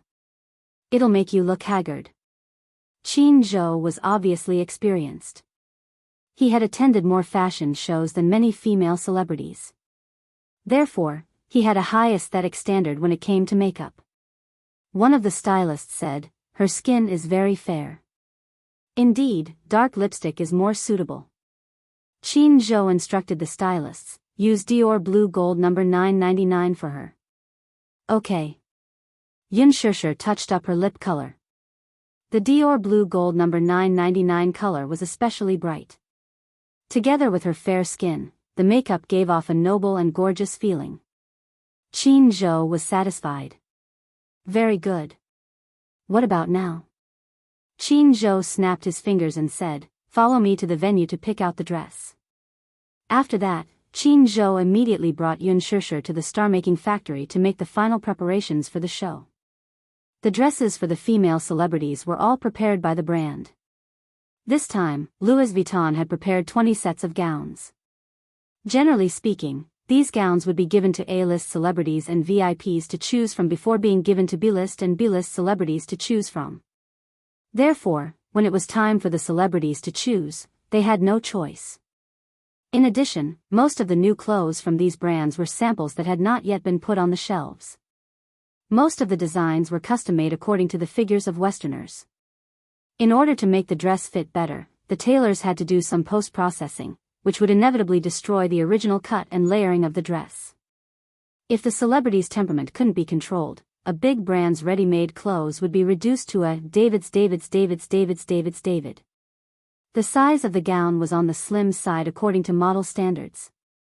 Therefore, Qin Zhou didn't allow Yun Shishir to eat too much these days. He couldn't gain weight. She really couldn't put on more weight. Even if she gained 0.01 kilograms, it wouldn't do. The sizes of the gowns from the brand were on the small side. If she picked a beautiful gown but had to give it up in the end because her figure didn't match the gown, she would be in an awkward situation. As for the so-called joint name, the brand had its own standards. Even if it was difficult to pull a button, the gown would have to be given up. After all, the gowns prepared by the brand were all worth tens of millions. They were magnificent treasures, and some of them were limited edition. Therefore, the requirements for a celebrity's figure were very strict. Chapter 1439. Qin Zhou had put in a lot of effort so that Yun Shishir could appear beautiful on camera. Many big names were present on the day of the fashion show. Female celebrities came one after another to attend this grand fashion event. Han Yuyan, Yang Mi, Lin Ji, of course, there were also some female celebrities with lower status who were on their way. When they arrived at Louis Vuitton's studio, they were surprised to see Lin Ji there.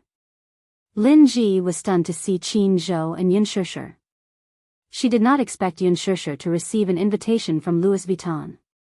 Louis Vuitton had only sent out 20 invitations. Among them, only 6 were sent to the domestic celebrity circle. 3 of them were sent to 3 of the more famous female celebrities in the fashion industry. To put it bluntly, they were red carpet professionals. Qin Zhou called them carpet stars. Other than Yun Shishir, the other was Lin Ji. Lin Ji had shot a series of print ads for Louis Vuitton's spring collection.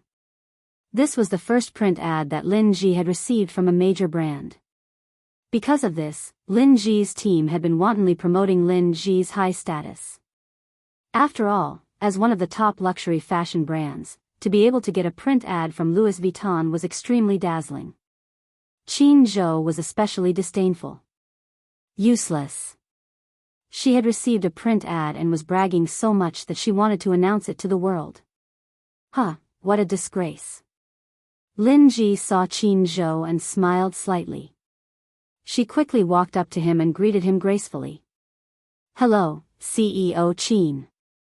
She took the initiative to greet him enthusiastically, yet she completely ignored Yun Shishir, who was standing at the side. It was as if the latter did not exist in her eyes. She was deliberately giving her the cold shoulder. Or perhaps, in Lin Ji's eyes, Yun Shishir was just a newcomer. She could not be compared to her at all. If they were to greet each other, Yun Shishir should be greeting her first. If she were to greet her first, it would be beneath her status. However, Qin Zhou was different. He was one of the top managers in the industry. His methods were top-notch. Moreover, he was a shareholder of Huanyu. If she could get to know him, she could ask him to pave the way for her in the future. She had her eyes on the gold resources in his hands. Her ambition was obvious. Qin Zhou glanced at her with disdain in his eyes. He frowned and also looked at her with disdain. He looked to the side and whistled. Humph. His face was cold and noble.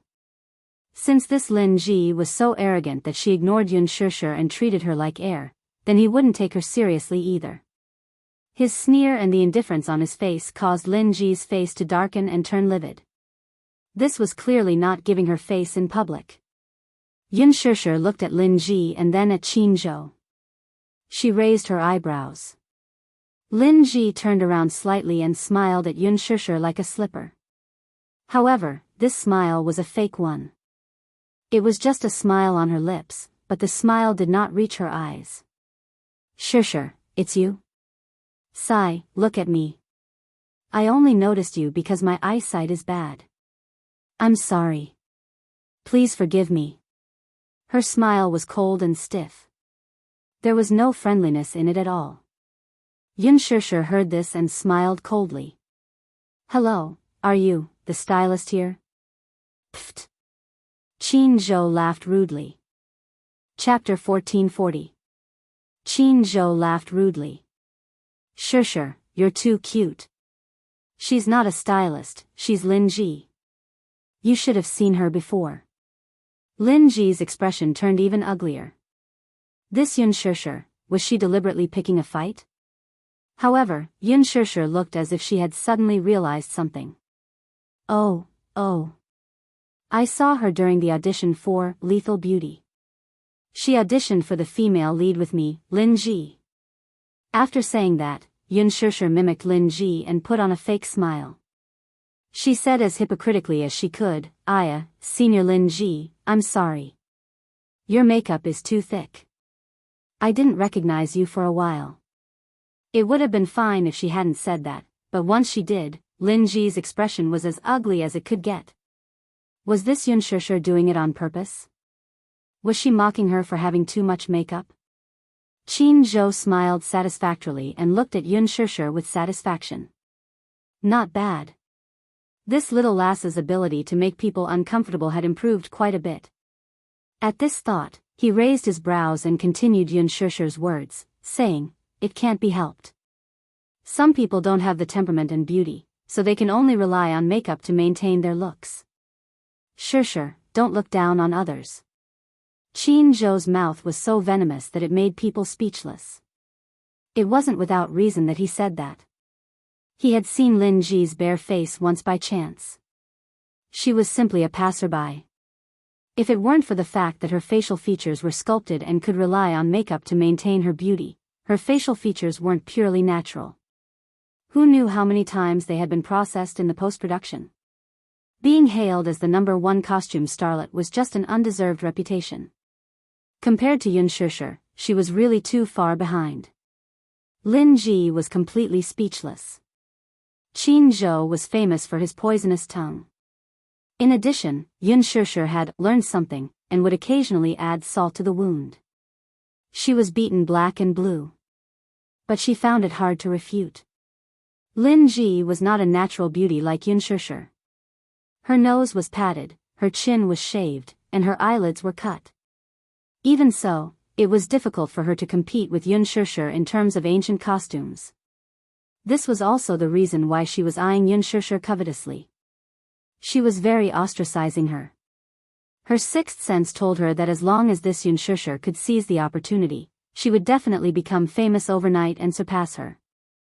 However, even though she was mocked mercilessly, she couldn't do anything to Yun Shishir in front of Qin Zhou. She could only glare at her secretly. Qin Zhou suddenly asked curiously, Lin Ji, I heard that the female lead of Lethal Beauty has been decided on you. Is that true? Lin Ji regained some confidence after hearing his question. She raised her chin proudly and said proudly, Yes. The female lead has already been decided. Although the production team hasn't released any news, the female lead has already been confirmed to be me. What a pity. Qin Zhou suddenly said. Lin Ji was stunned for a moment and looked at him in confusion. Obviously, she didn't understand what he meant. CEO Qin, what do you mean? Qin Zhou smiled coldly and said slowly, If it weren't for our Shishir wanting to challenge for the role of the second female lead, this female lead might not have been yours. Speaking of which, shouldn't you thank our Shishir? Lin Ji's face froze. She was so angry that she was about to vomit blood. She was really mad. Chapter 1441. It was said that Qin Zhou was famous for his poisonous tongue. Now that she had experienced it herself, it was true that he lived up to his reputation.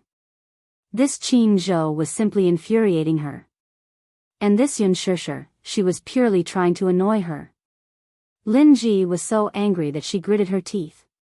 However, she couldn't do anything to Qin Zhou and Yun Shishir. She could only say in a sarcastic tone, I'm also very flattered to be able to receive Director Gu's recognition. However, since Director Gu chose me as the female lead, he must have his own opinions. After all, Director Gu is a famous gold medal director in the industry. His foresight is unquestionable. She was using Gu Xiaoyang's words to elevate her own status. Lin Ji kept praising Gu Xiaoyang's foresight. Wasn't she just indirectly flaunting that she had won the female lead role in Lethal Beauty based on her own capabilities? Qin Zhou was disdainful. What was there to rely on? If the entertainment industry really relied on capabilities, how could Lin Ji be considered a crooked person? Didn't she rely on her sugar daddy to get to where she was? At the thought of this, Qin Zhou was angry. If not for his Shishir wanting to challenge for the role of the second female lead, the female lead role would not have been Lin Ji's. Qin Zhou had been in the industry for so many years. With so many connections, how could he not be able to get the female lead role? He snorted coldly. He couldn't bear to see Lin Ji humiliating Yun Shishir in front of him. His impression of Lin Ji instantly changed from a passerby to a hater. Hence, he sneered, "Lin Ji, then you'd better act well. Our Shishir will be in the same drama as you. She'll be playing the evil female lead in this drama. Don't let Shishir become famous while you don't. That'll be ugly." Lin Ji's expression darkened even further. Qin Zhou's words really stung her. He had said this because there was an allusion to it. Previously, Lin Ji had taken part in a period drama. In that period drama, she played the female lead. However, the female lead's persona was the standard naive and sweet one. It was very unlikable. If this persona had been put in a decade ago, perhaps the audience would have liked it. However, after more than 10 years of acting in the same silly and sweet way, the audience had long been tired of it. They despised the role played by Lin Ji. If it wasn't for her looks, she would have lost a lot of fans because of that drama. However, this was not the end. What she couldn't accept the most was that the second female lead in the drama, whose love turned to hate and was madly infatuated with love, had a vicious character and was extremely unflattering. However, her superb acting skills made her shine in front of everyone's eyes. Her beauty overshadowed the crowd, and she instantly became popular. This fire completely overshadowed Lin Ji's limelight. This film had become the female star's representative work. However, the awkward thing was that when this film was mentioned, the audience's first reaction was probably the second female star, not Lin Ji. Therefore, when Lin Ji heard Qin Zhou's words, she knew that he was mocking her. Why was he so aggressive? Lin Ji was furious. She suddenly turned her eyes and fixed them on Yun Shishir's face. Her eyes narrowed slightly, full of disgust. It was probably because he was protecting Yun Shishir. After all, Qin Zhou was Yun Shishir's immediate manager. Lin Ji had ignored Yun Shishir just now, which had obviously angered him. But, why?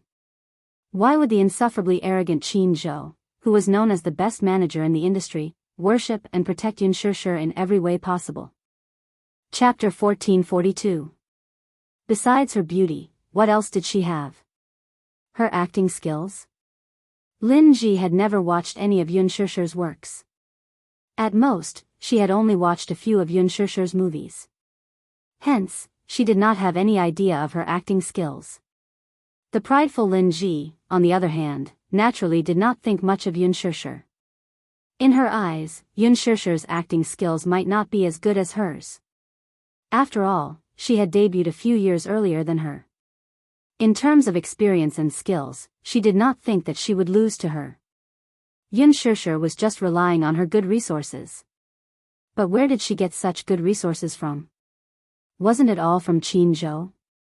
Lin Fengtian was able to get a movie, and she was able to work with Gu Xingze when she had just debuted.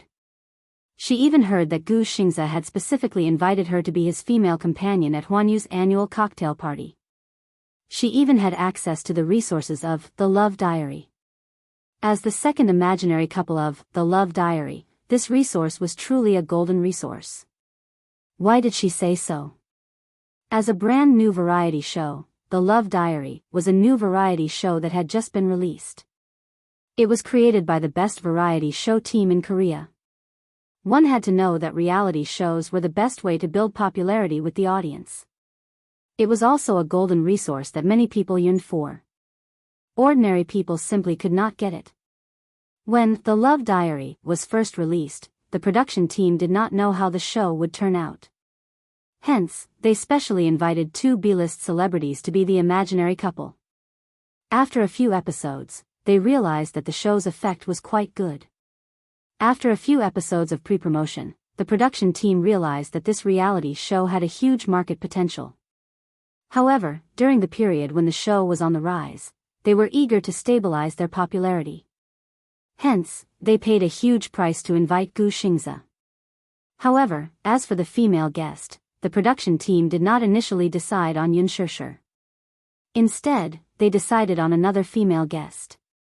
The reason why Qin Zhou was able to get the resources was because Gu Xingze had contacted the production team. If the female guest was not Yun Shishir, he would have left the production team. How could they accept this? When the production team heard this, they did not hesitate to invite Yun Shishir.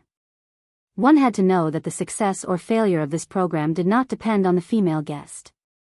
Most of the viewership ratings depended on the male guest. As a heavenly idol, Gu Xingze alone was enough to support the entire program's value and viewership ratings. That was enough. It didn't matter who the female guest was.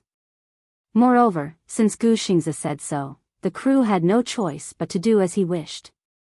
Lin Ji gritted her teeth in anger. The reason why she was so angry was because if Gu Xingze hadn't insisted on naming Yun Shishir, she might have been named as a female guest on this episode of The Love Diary. Why did Gu Xingze pick Yun Shishir? Would Gu Xingze like Yun Shishir? What a joke. After Lin Ji's anger subsided, she thought about it carefully. She soon suspected that there was an unspeakable relationship between Yun Shishir and Qin Zhou. Back then, when Qin Zhou terminated his contract with Gu Xingze and signed Yun Shishir as a newcomer, rumors began to spread in the industry. After finding out that Qin Zhou had terminated his contract with Gu Xingze, many people were in a mess. This Qin Zhou. Had he lost his mind? How could he terminate his contract with Gu Xingze? Oh please. Was there something wrong with his brain? Gu Xingze was a money tree. Chapter 1443. Gu Xingze was the hottest idol in the entertainment industry, the nation's heavenly king. He had been in the industry for 10 years, but he was still doing well. His career was still on the rise and he still had a promising future. In the end, the contract was terminated just like that. At first, people thought that Gu Xingze and Qin Zhou had a disagreement, so he dumped Qin Zhou. However, they later learned that the two had actually broken up peacefully. This made it even harder for people to figure out what was going on. It was a bit of a mystery and they couldn't see clearly. Until now, many people still couldn't figure out why Qin Zhou would give up the reliable heavenly king Gu to sign a newcomer and promote her without hesitation. There was something even crazier. Qin Zhou actually used heavenly king Gu's popularity to promote Yun Shishir. Was he crazy? Could it be Yun Shishir had been seduced by Qin Zhou? Many people suspected so. Qin Zhou had slept with Yun Shishir, so he made a promise to her that he would make her famous. Generally speaking, the status of a manager was similar to that of an artist. However, Qin Zhou was different. As an ace manager with first-tier resources and a shareholder of Huanyu, Qin Zhou was rich and had a wide network. Let's not talk about this for now. The most important thing was, Qin Zhou had the face of an idol. Therefore, many female celebrities were lining up for him to pamper them. However, Qin Zhou and Gu Xingze were the same. They were not interested in women, so many people thought that Qin Zhou was gay. Thinking of this, Lin Ji looked at Yun Shishir with viciousness and disgust. Yun Shishir glanced at her from the corner of her eye and keenly caught the other's sinister gaze. Lin Ji was stunned and looked away. Then, she raised her chin and smiled elegantly but coldly. I've been in the entertainment industry for so many years, so my acting skills have been honed. In the past, I didn't have the ability, but now, I can't be sure. I hope so. Qin Zhou smiled coldly. Yun Shishir couldn't stand Lin Ji's arrogant face. She suddenly smiled innocently, tilted her head, and asked innocently, Senior Lin Ji, are you here to attend the fashion show? He didn't wait for Lin Ji to respond. Qin Zhou immediately said, Shishir, you don't understand. Some people didn't sleep for 2 days and 2 nights just to get on the red carpet. They traveled thousands of miles to get here. As soon as he finished speaking, Lin Ji's face turned green. She looked at Qin Zhou angrily. Her eyes were filled with confusion and hurt, but more than that, it was anger and embarrassment.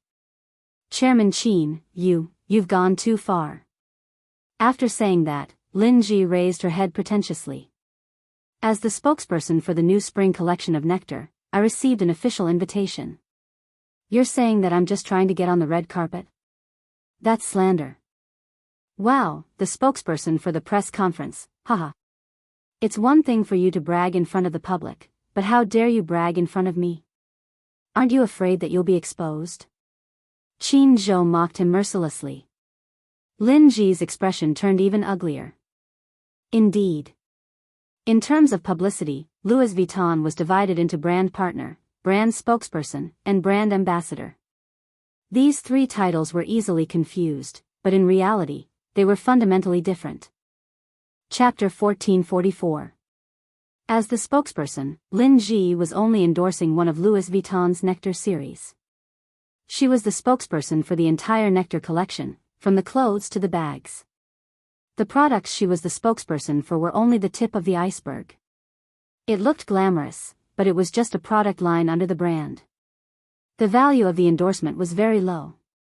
As for brand ambassador, it meant that she was the spokesperson for the entire brand. In other words, Louis Vuitton's only brand ambassador in the Greater China region was Gu Xingze. They had never had a female spokesperson before. Therefore, Lin Ji was already very pleased with herself after being the spokesperson for one product line. Then, what is she here for? Lin Ji asked aggressively. Her gaze fell on Yun Shishir with evil intentions. Did she bring any products? Or was she invited by the brand? That's impossible. After all, the one who came all the way here just to get on the red carpet should be your artist. Ahem.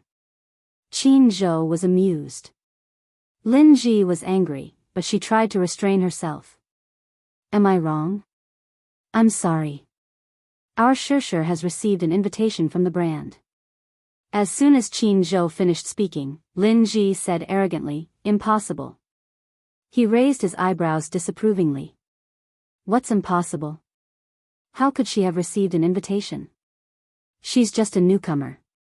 What right does she have to receive an invitation from the brand? Qin Zhou looked past her impatiently. He did not want to waste any more time on her. He turned around and called out to Shishir, Shishir, come with me to choose your gown. With that, he entered the VIP lounge. Yun Shishir nodded. Just as she was about to follow her manager to the VIP area, Lin Ji's figure flashed and blocked her path. You're not allowed to enter.